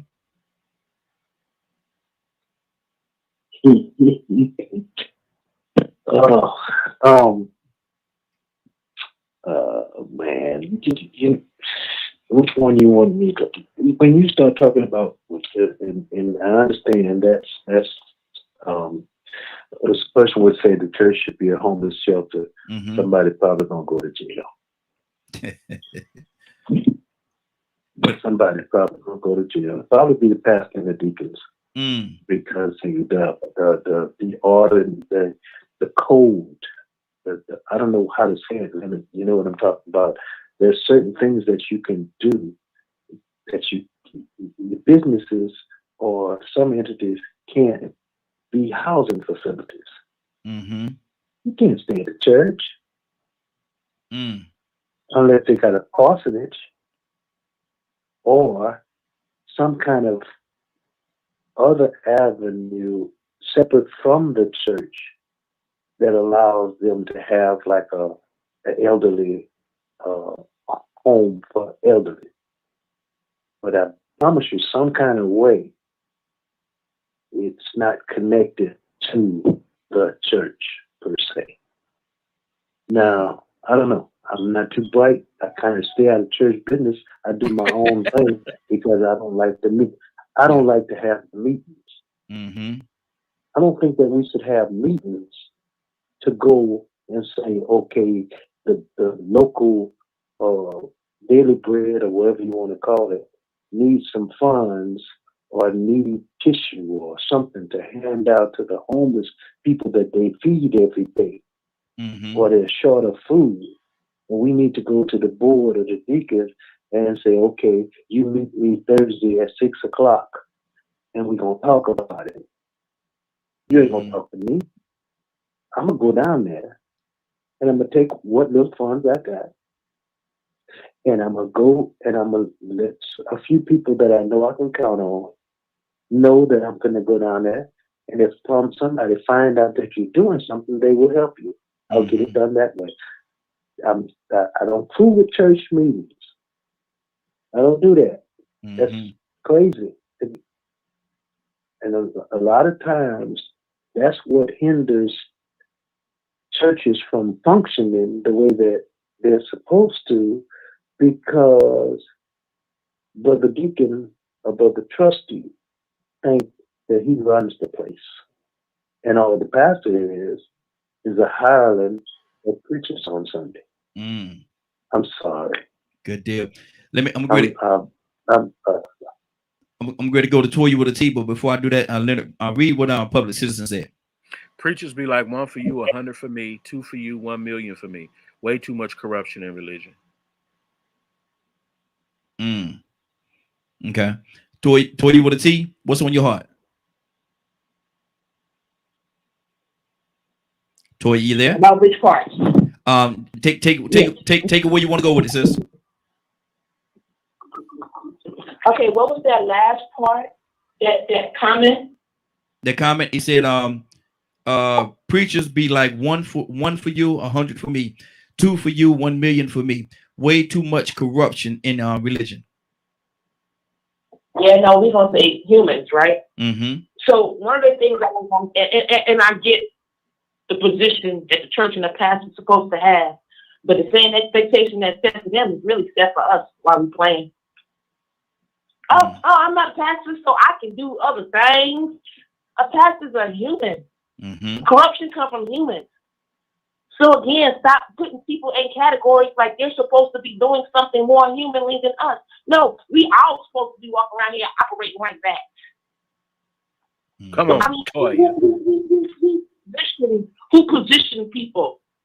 The society position people? Oh, pastors and churches are the ones who are supposed to take care of the homeless people and feed and this and the third. And the organizations, but police officers don't. That's group workers don't. No, this is a human issue. Corruption is a human issue that's used and worked from within. Parents are corrupt with kids, the ones that molest them. There's corruption everywhere. So what I've learned to stop doing is to stop separating us from being children of God first and foremost. Let's take this game from a spiritual level, because we keep bickering. So, well, what the pastor's supposed to do? Then what about you? Preach, Toya. Corruption. That goes for every single one of us. Come on. So no, we won't stop. Oh well, it's not my job to keep my community clean. It's the council person that's just the overseer of 100 million grown folks. No, all of us are supposed to be walking around encouraging someone who's on the floor. Thank God it ain't you. Because some of these pastors, again, why you saying they're corrupt? Hey, I thought one verse said that if you one of the Lord's preachers, honey, you're going to be blessed abundantly, especially with that bread. So any rich pastor that got bread, you human, honey, but you doing what the Lord said. What's the difference between me and you? I've done most sins than most of these pastors walking around. Are you kidding me? But now I'm back with the Lord, and I tell you something, no matter, I don't care what none of you humans say. I'm on his side now, and I'm human. Whatever mistake, I don't feel no kind of way about people looking at me because I'm human just like you. So let's stop doing that and come up with a real solution that no matter what, nothing is going to keep me from being my brother's keeper, period. Even if I'm a woman. Not because the church is there, not because whatever is there. If I see a humanistic problem, it's my job to fix it if I see it, period. Good deal. Good deal. Man, I Good. love what Toya said, man. She says so much, you know, related to one of the philosophies that I love as it relates to Buddhism. If I can't help you, I'm not going to try to hurt you. Yeah. We have to get rid of people who actually want to hurt other people. I mean, there are some people that is their intention to disenfranchise other people. If I got a big house, I shouldn't be sitting around not wanting you to have a shack. What is it gonna hurt me to get all I can? Why I got to be so nasty to try to keep somebody else from getting something? Doesn't make sense. And that's what I love about the younger generation. The younger generation has come to understand that there are people less fortunate. And I can do what I've been blessed with. I can take and help somebody. Exactly. Yeah, I may have a great benefit plan on my job, but that don't mean I want to see the homeless man not be able to get treatment that he needs. So that's the mentality that we're working against. Some of us are anyway. Exactly. Some of us are anyway. Like when people say, you know, these handouts and blah, blah, blah. I'm so tired of that because everybody, they ain't turning down nothing. Everybody that's talking about money ain't matter. I don't told y'all what my Cash App is since money don't matter to you. Send it over. Rich man. Part with what you got. Part with what you got. But if you can. But that goes back to what I said earlier, man. The rich man. Yeah. Jesus told him what to do. Give away all your rich and not be greedy. Yeah. And there's no sense in focusing your interest on people. Man, I love what Toya just said, especially as it relates to those people who have been rewarded for their faith. You look as if ain't nobody that's Christian supposed to have nothing unless you approve of it. Or somehow the preacher supposed to be better than you. That's why he crazy, because you think like that. Wow. Well, he should be headed in the right direction, but everybody is going to have to be a part of it. I heard a white man say that was doing. I posted on my Facebook. This ain't a black folks problem. We created this mess. We have to destroy institutional racism, especially since we created it. Exactly. Badger, good morning. How you doing this morning? It's a beautiful morning. Yes, sir. What's on your heart, brother?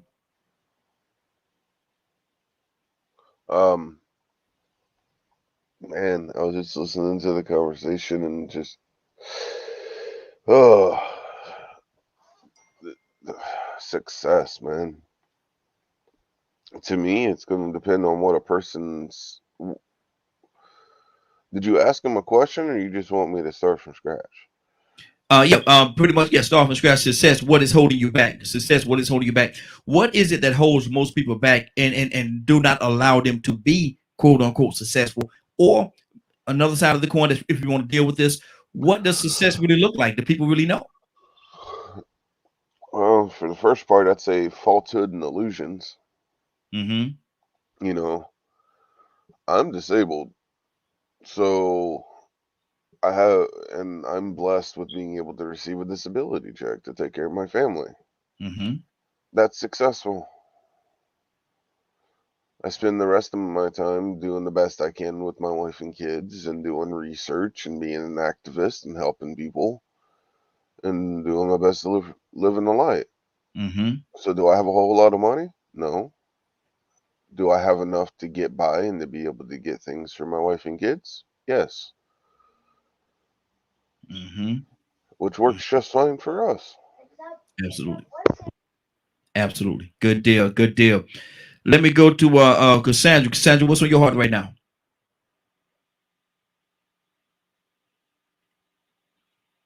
Cassandra?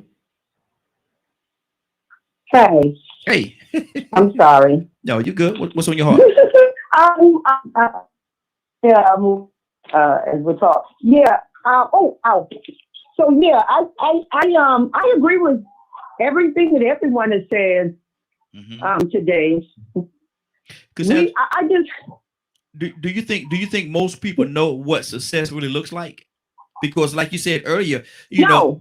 because Mhm, no, people don't, mhm, because success for most people are having a big house, mhm, having money, a lot of money in the bank, going on vacation. That's success for them, and that's fine. If mhm, that's all your life surrounds, that's fine. But for me, success is so much bigger than that. That's why when I saw the question last night, I said, okay, what angle are we going to take this from? Because success is different things to different people. mhm.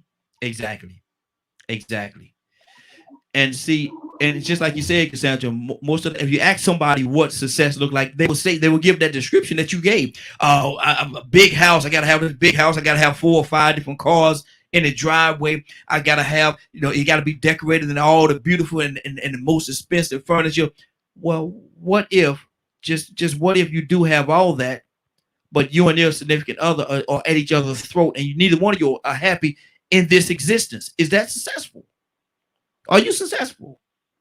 You with somebody that you can't stand, that can't stand you. Y'all can't stand in the room 5 minutes with each other in that big, beautiful home. That big, not beautiful, but beautiful home. You'll get all these fancy cars, but y'all don't like each other. Cassandra, is that successful? No, but to that person, it may look like success. That's why I said I don't get it. I don't get it. It is so important for us to realize what success really looks like. Mm-hmm. And let me throw this in, because I think Leonard, I mentioned it. I mentioned it. I'm glad for any preacher that has done well, and he makes sure that his people doing well, and he got Learjet. I don't care, Mm-hmm. but you Mm-hmm. need to make sure that your people are at least okay eating. I mean, you can't do it for everybody, but at least have things in place. At least have things in place that will help your people do better, get Mm-hmm. better, have Mm-hmm. better. If you're gonna be flying around in a Learjet Yes. and have 2 houses, and one in the Jamaica, and one somewhere here, I don't mind them being successful. I don't Mm-hmm. mind preachers being successful, but I just want the priorities to be right. That's all. Because if you doing all of this and you got folks, women in your congregation that are struggling, and you don't have any programs in place to try to help them, even if it's just a food pantry that she could feed her children through the month, that's something. Mm-hmm. Mm-hmm. Exactly. Exactly. What's on your heart, brother? Really, well, just it's Oh Lord. I ain't gonna even go there. Yes, I will. Yes, I will. Yes, I will. And we're gonna move on from that because I got to talk about what's holding me back as far as success. Mm-hmm. But what if you got money in the wall, and all of a sudden, I'm just saying. Okay. Mm-hmm.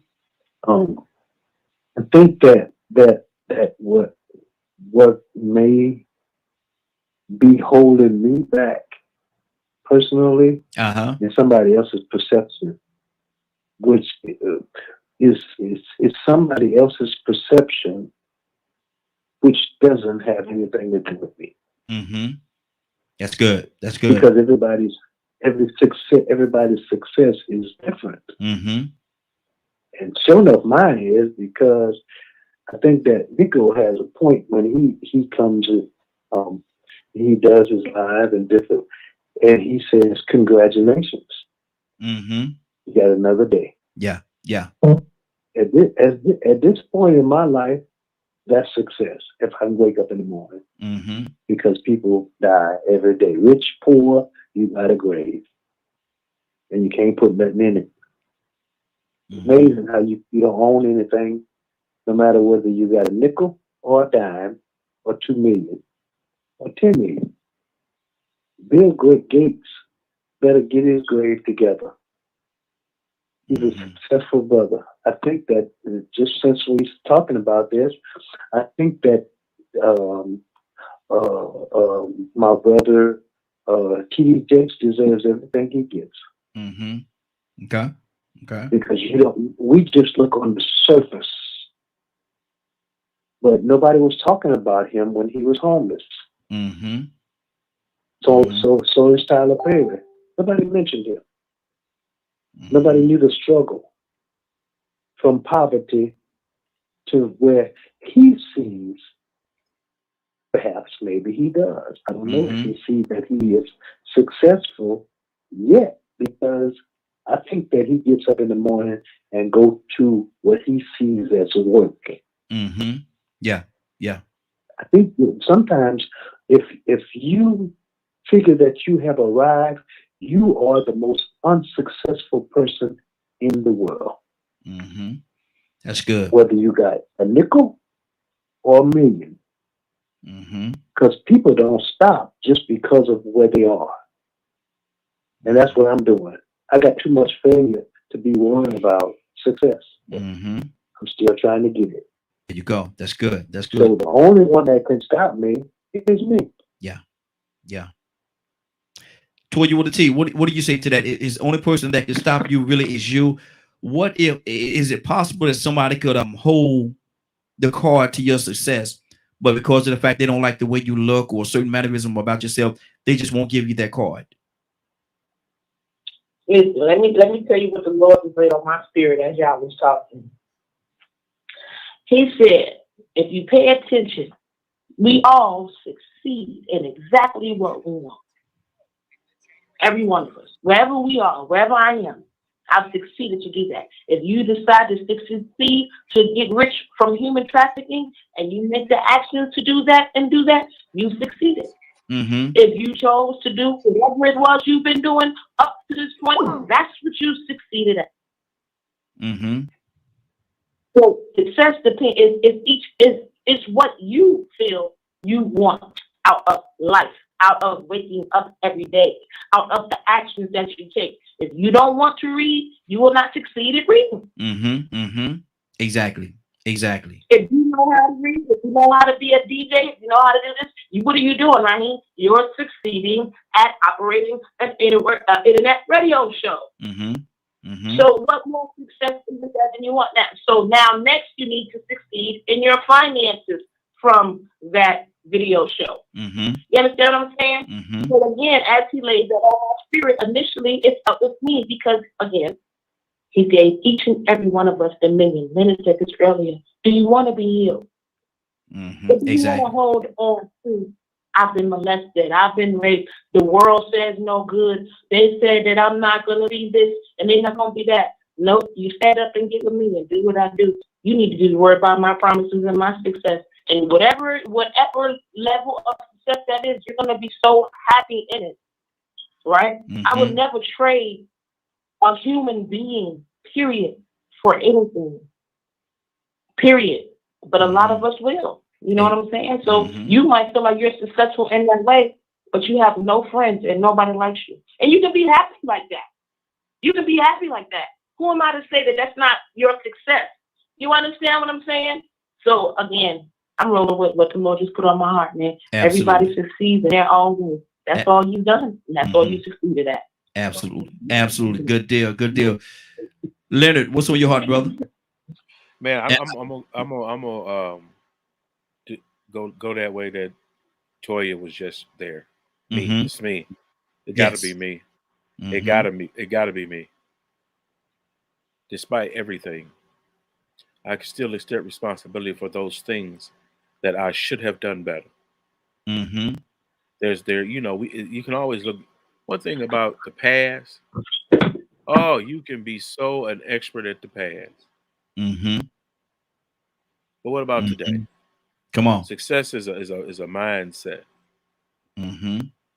So every day I wake up with a reasonable portion of my health and strength, Yes, and sir. in my right frame of mind, I'm already ahead of the game Mhm. because of the people I know who have issues that they can't even get there.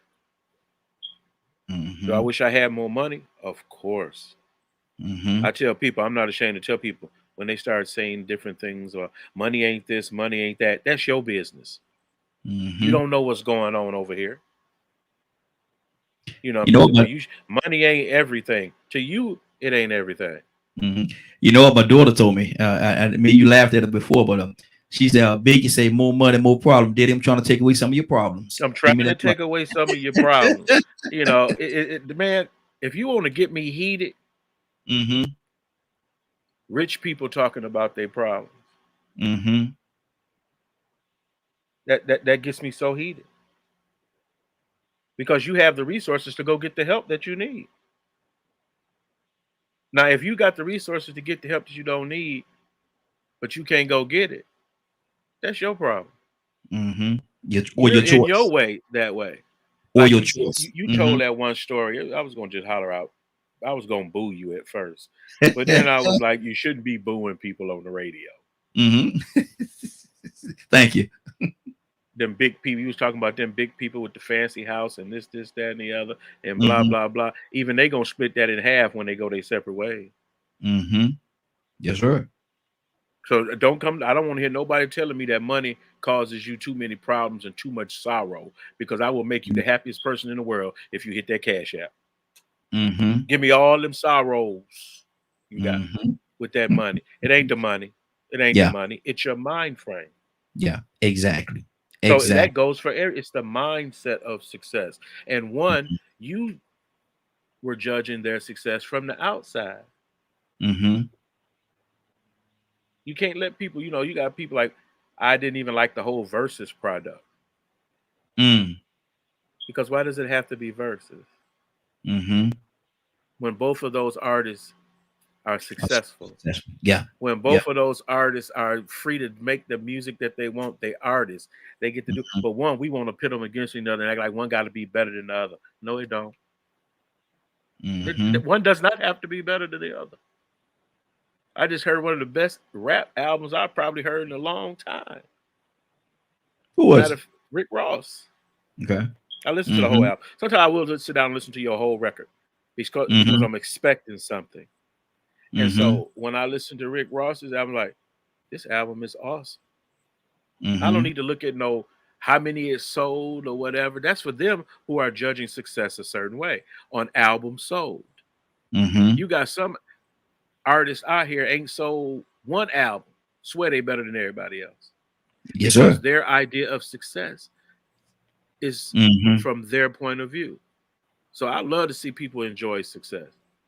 Exactly. Exactly. Let me go to the phone. I got a couple of callers. As a matter of fact, the next caller on the totem pole, I think is you, Curtis. Curtis, good morning. How you doing this morning? What up, family? How y'all doing? Hey, doing good, doing good. Success. What is holding you back? Success. What is holding you back? What do you say to that? You. Mm-hmm. the only answer you can give, man. Most people are not successful in all reality because they let the expectations and the measuring stick of others become what deems their success. Mm-hmm. When you really think about it, man,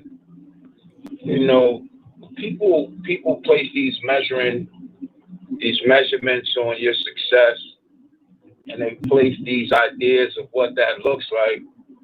But when you really, really look at it, their measurement and their idea is directly connected to what you can do for them.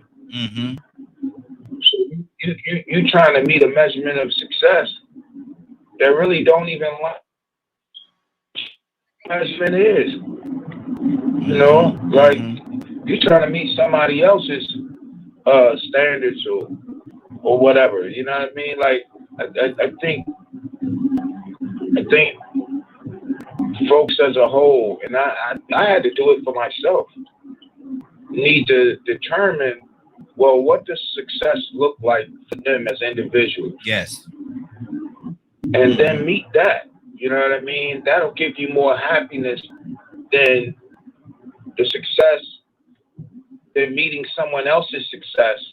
And then you done met that, and then all of a sudden you find out that, okay, I done did that. This person done made X, Y, Z amount of money, and here it is. I'm still a pauper. Mm-hmm. I'm still living in the projects.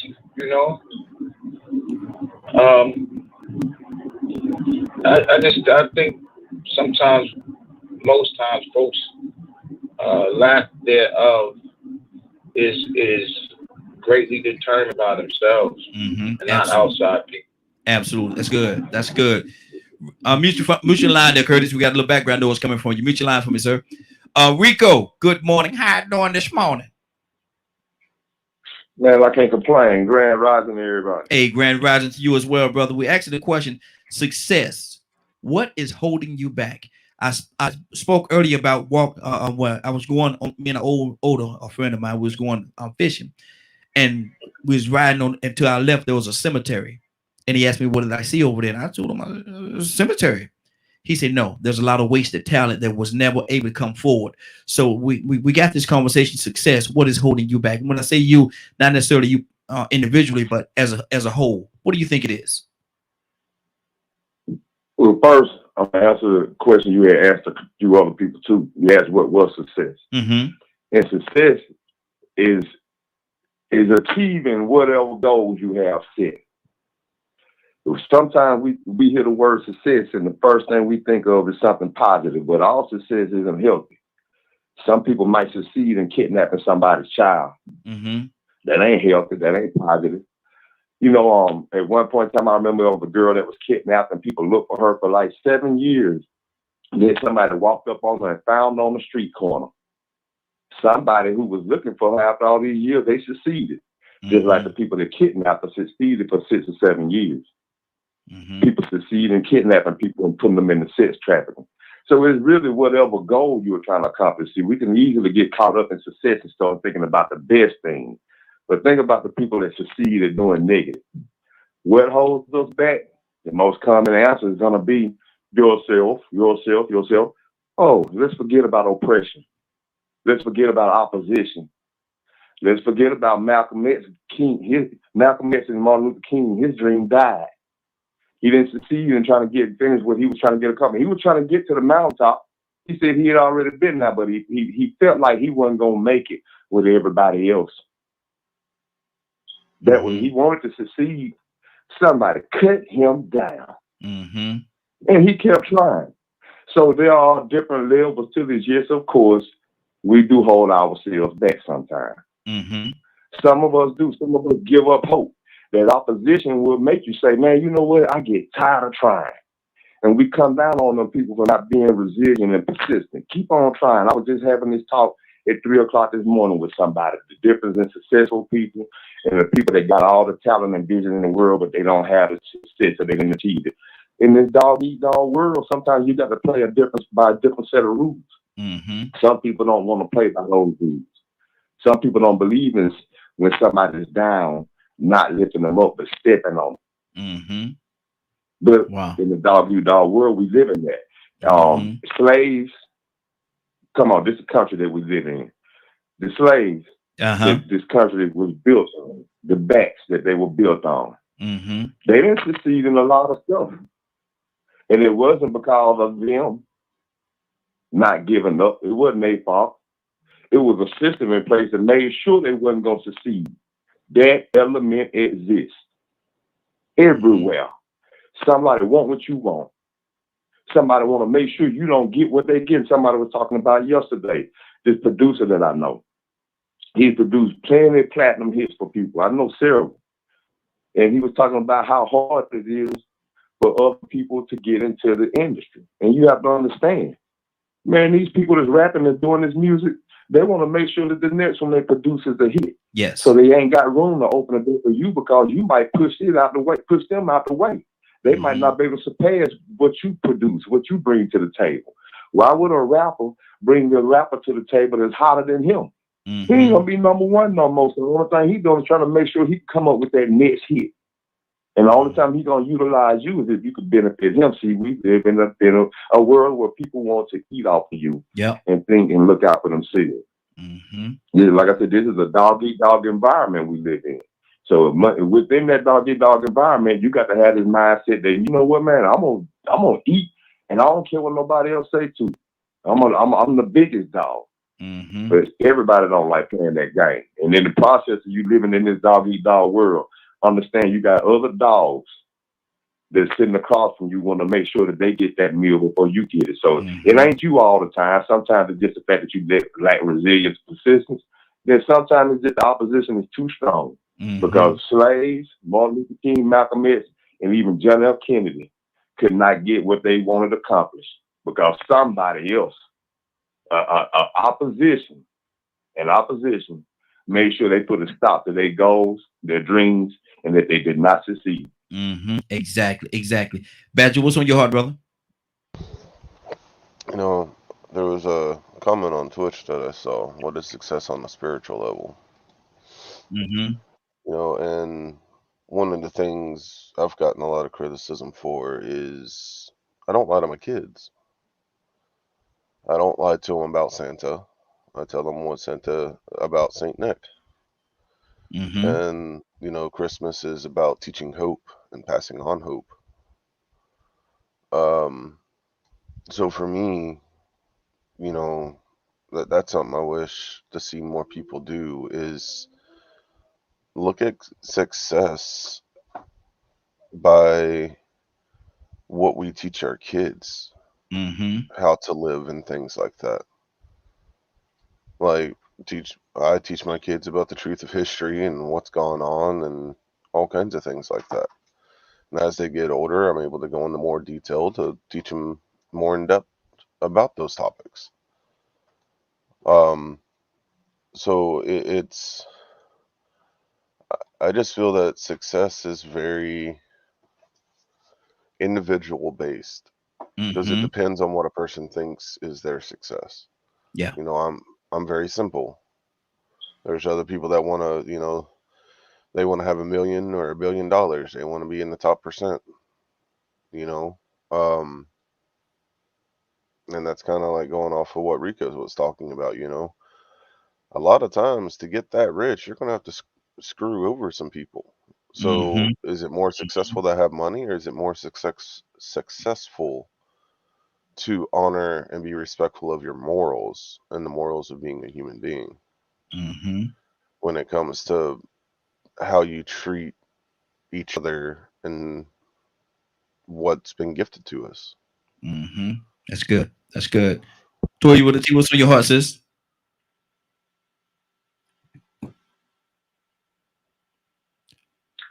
Yes. So, well, you know, I don't think, you know, the richer you get necessarily means you have to step on people. You know what I'm saying? I don't think that's.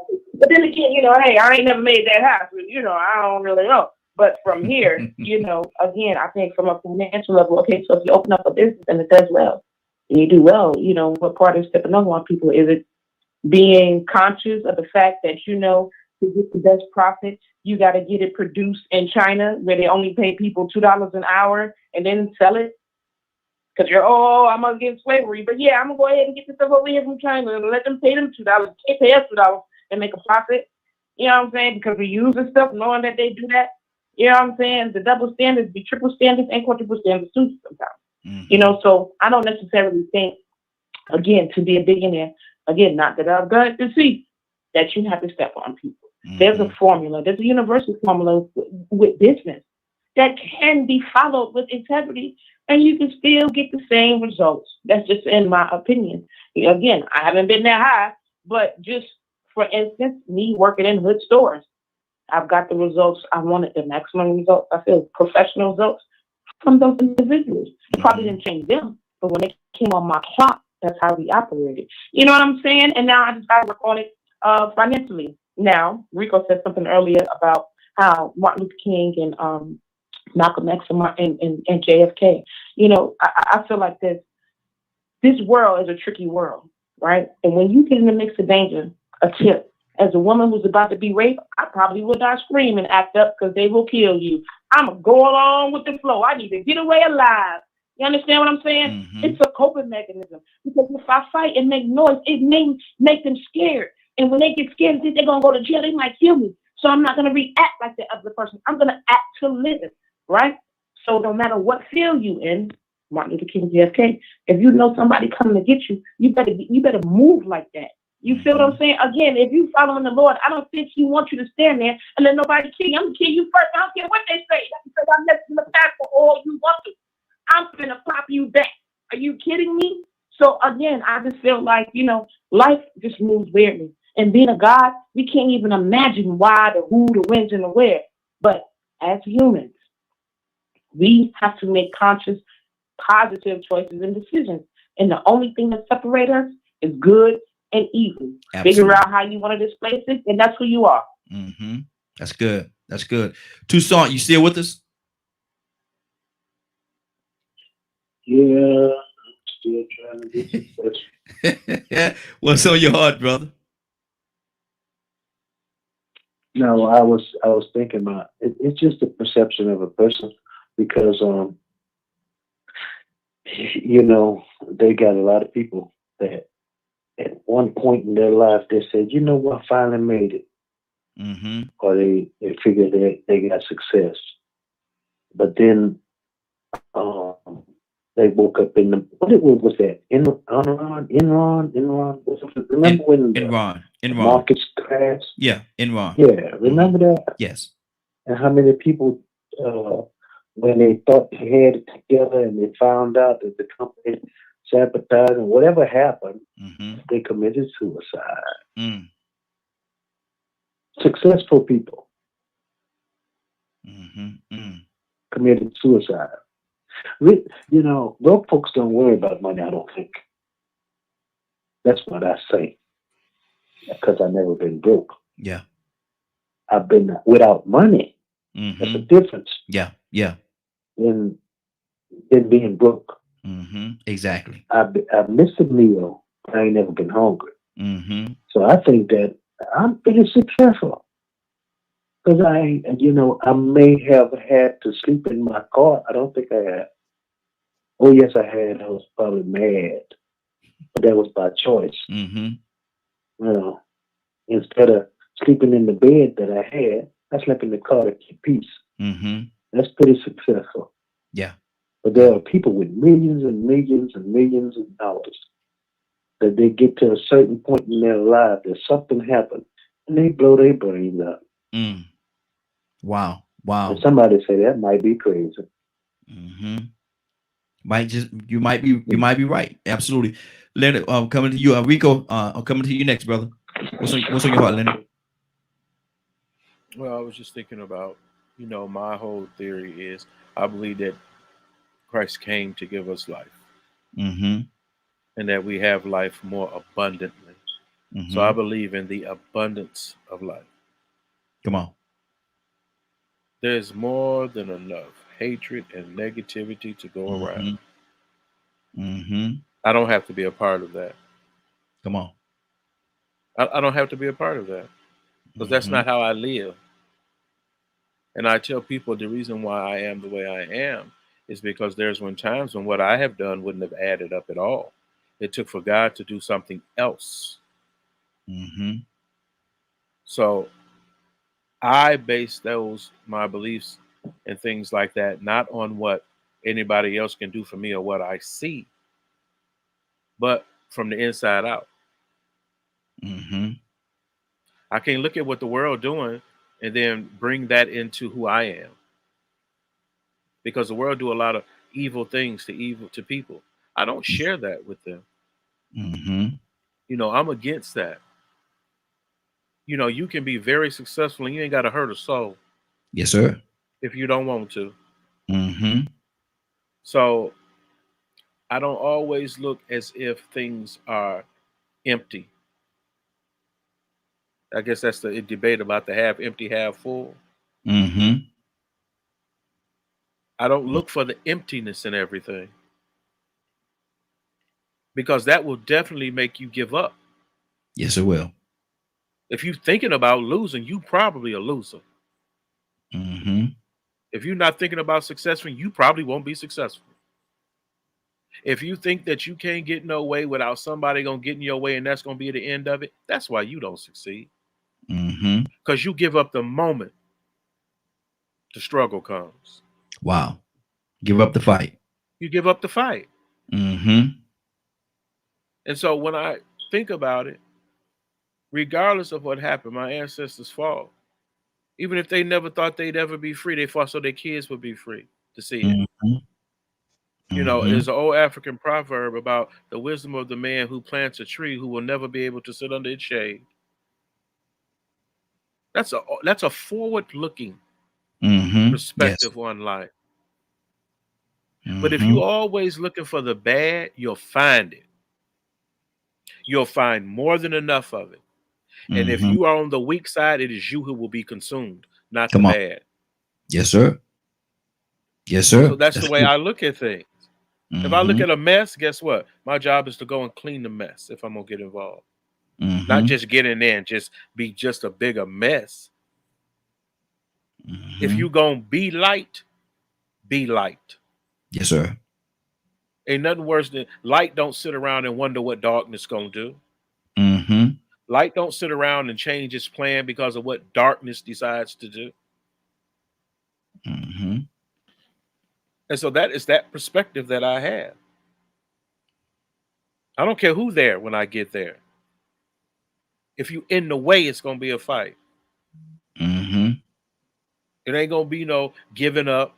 It ain't going to be no, oh, this is a white man. But I imagine if I had to sit around and believe some crap like, oh, it's a white man's world. Well, you might as well not go to school because they ain't going to let you be in charge. No way. This is where all this destruction comes in our community. It's bad enough that folks set out to get us. Yes. But then when you sit there and determine yourself that you can't succeed, you just help them. Yeah. That's their plan for you. And the moment you give in, they win. Exactly. That's all I have to say about the matter. Good deal. Good deal. Rico, what's on your heart, brother? That's why resilience and persistence is so key. Courage. That's why it's good to have somebody that actually somewhat put that into your life at an early age and show you how to be resilient, show you how to be tough, how to fight and not give up. And at the same time have a good, clear picture of what success is. You know, we're going to go back to success. A lot of people thought Jeffrey Epstein was very successful. He came out of nowhere and became a very powerful figure. He was very successful financially. He rubbed elbows with all the big dogs, all the 1%, the elite of the elite, Bill Gates, Prince Andrew, the royal family. Oh, he had so much success. And he also succeeded in taking little girls across the world so they could get screwed and raped. He succeeded. He was successful in that too. So, you know, we always have to understand what is success, what is desire, before we start talking about what successful is, because some of the people we call successful are tyrants. Hitler succeeded in killing 6 million Jews. What is success? See, you know, we could always look on the bright side of things, but the dark side, I don't even say the dark, the reality of things are that a lot of people succeed in making sure other people don't. And so, you know, this is the dog eat dog world we live in. People have to be prepared to survive and maneuver in this type of environment. They have to be aware that there are elements and people out there that do or will not agree with what they're standing for. And then when you get into that situation where you do climb the ladder, you might have a choice to make. Either you're going to turn a blind eye to a lot of stuff because it ain't bothering me. Just because they did it to you, they ain't do it to me. They ain't going to stop my money. Or you can step up and start speaking your truth, because you know you could end up being in the shoes of that person that just got done wrong, and then end up sacrificing yourself because your idea of success is way beyond zeros and commas. Wow, that's good. So what is success? Is it, to me, it's all about being hot, healthy, and positive. Good. If your success depends on somebody else losing, is that really success? Not at all. One of my favorite singers, man, he's gone home to glory now, but Michael Jackson. Pastor Michael Jackson. Y'all know Pastor Minister Michael Jackson. He said, I see the children in the street with not enough to eat.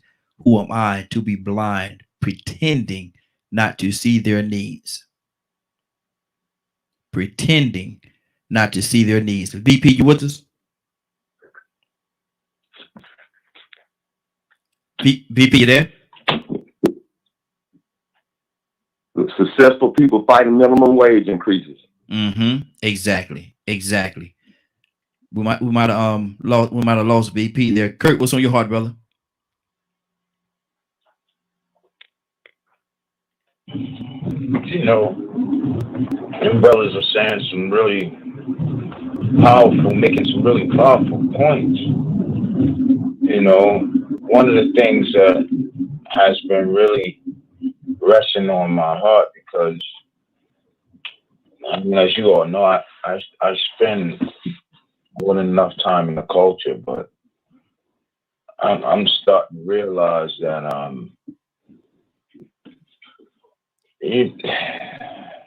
almost hate to say this, especially on this radio,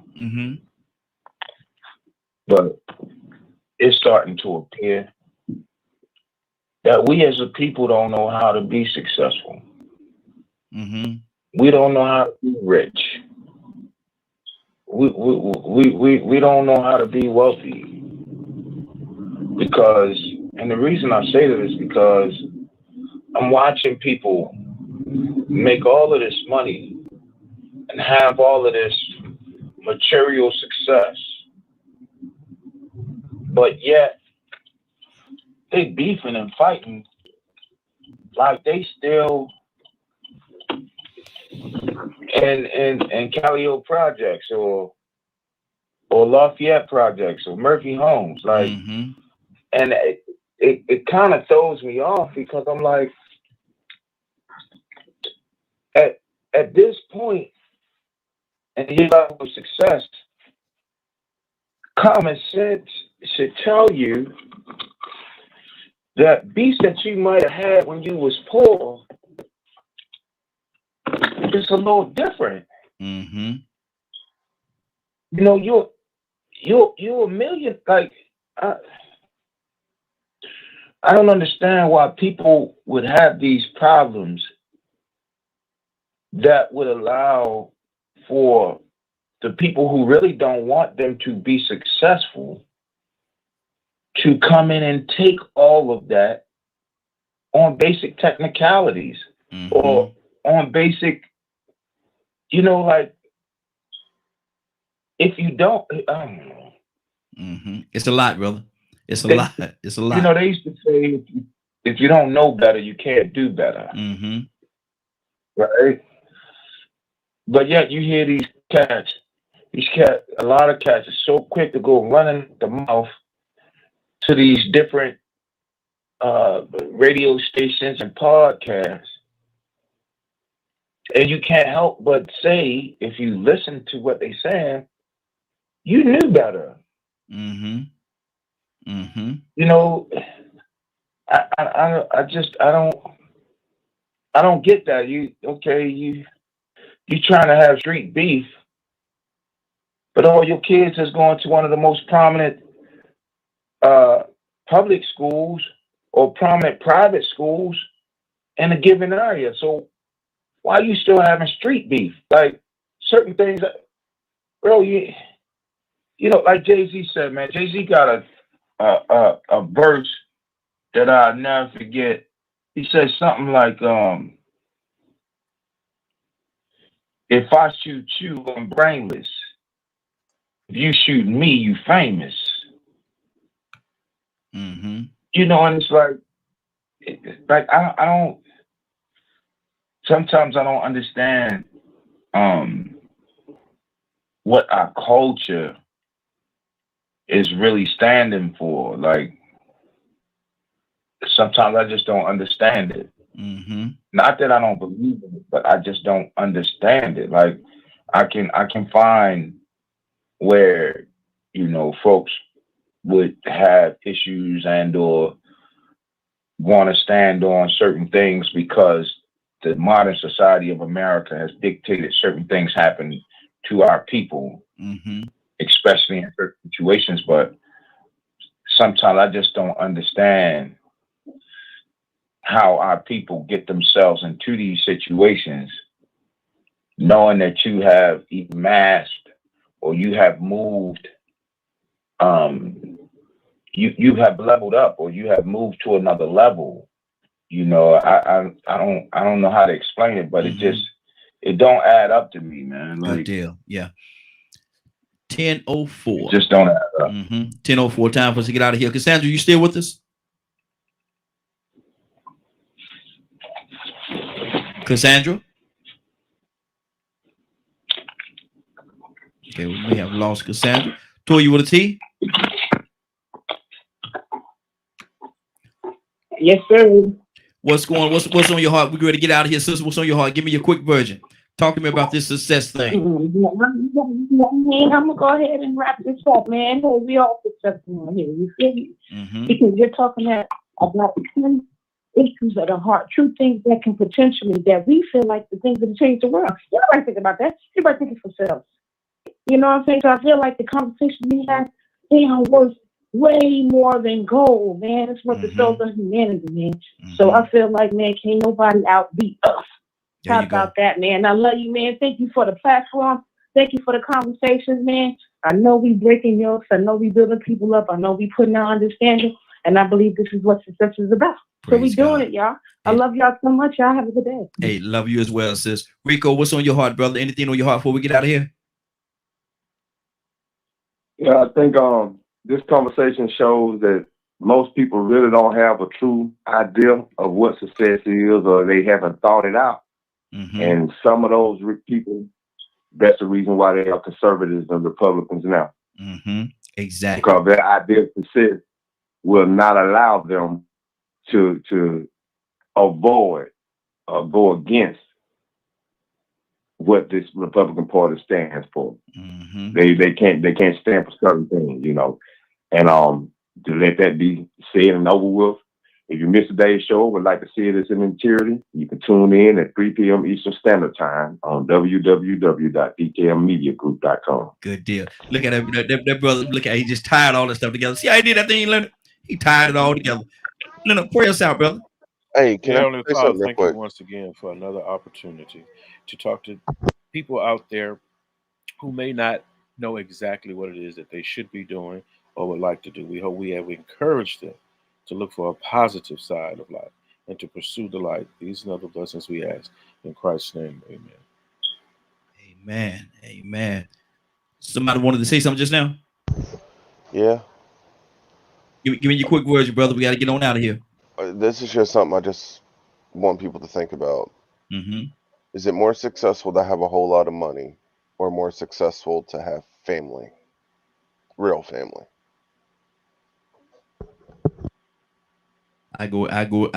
Me myself personally, I go with the family, brother. I definitely go with the family. It is now 10:07. I want to thank everybody for joining us. And more than that, I want to thank you for allowing DKM Media Group and Associates and the Morning Glow to be a part of your morning. It is now 10:07. You're about to exit the Morning Glow. But before you go, I want you to do me two favors, if you will. One, I want you to continue to pray for us because we're certainly praying for each and every one of you. Number two, why this is real simple. I want you to go out there, find somebody, and give them a hug because you never know. It could be the only hug that they get, or it could very well be their last. Love you, and ain't nothing you can do about it. Have a great day and a better tomorrow. And we shine some of this light in you from the Morning Glow. Take it out there into this wicked and cruel world that we live in and let your light so shine. If you get an opportunity, give somebody some love. You just might find some love in return. Won't that be a beautiful thing? Have a great day. Take care of each other, and please be blessed.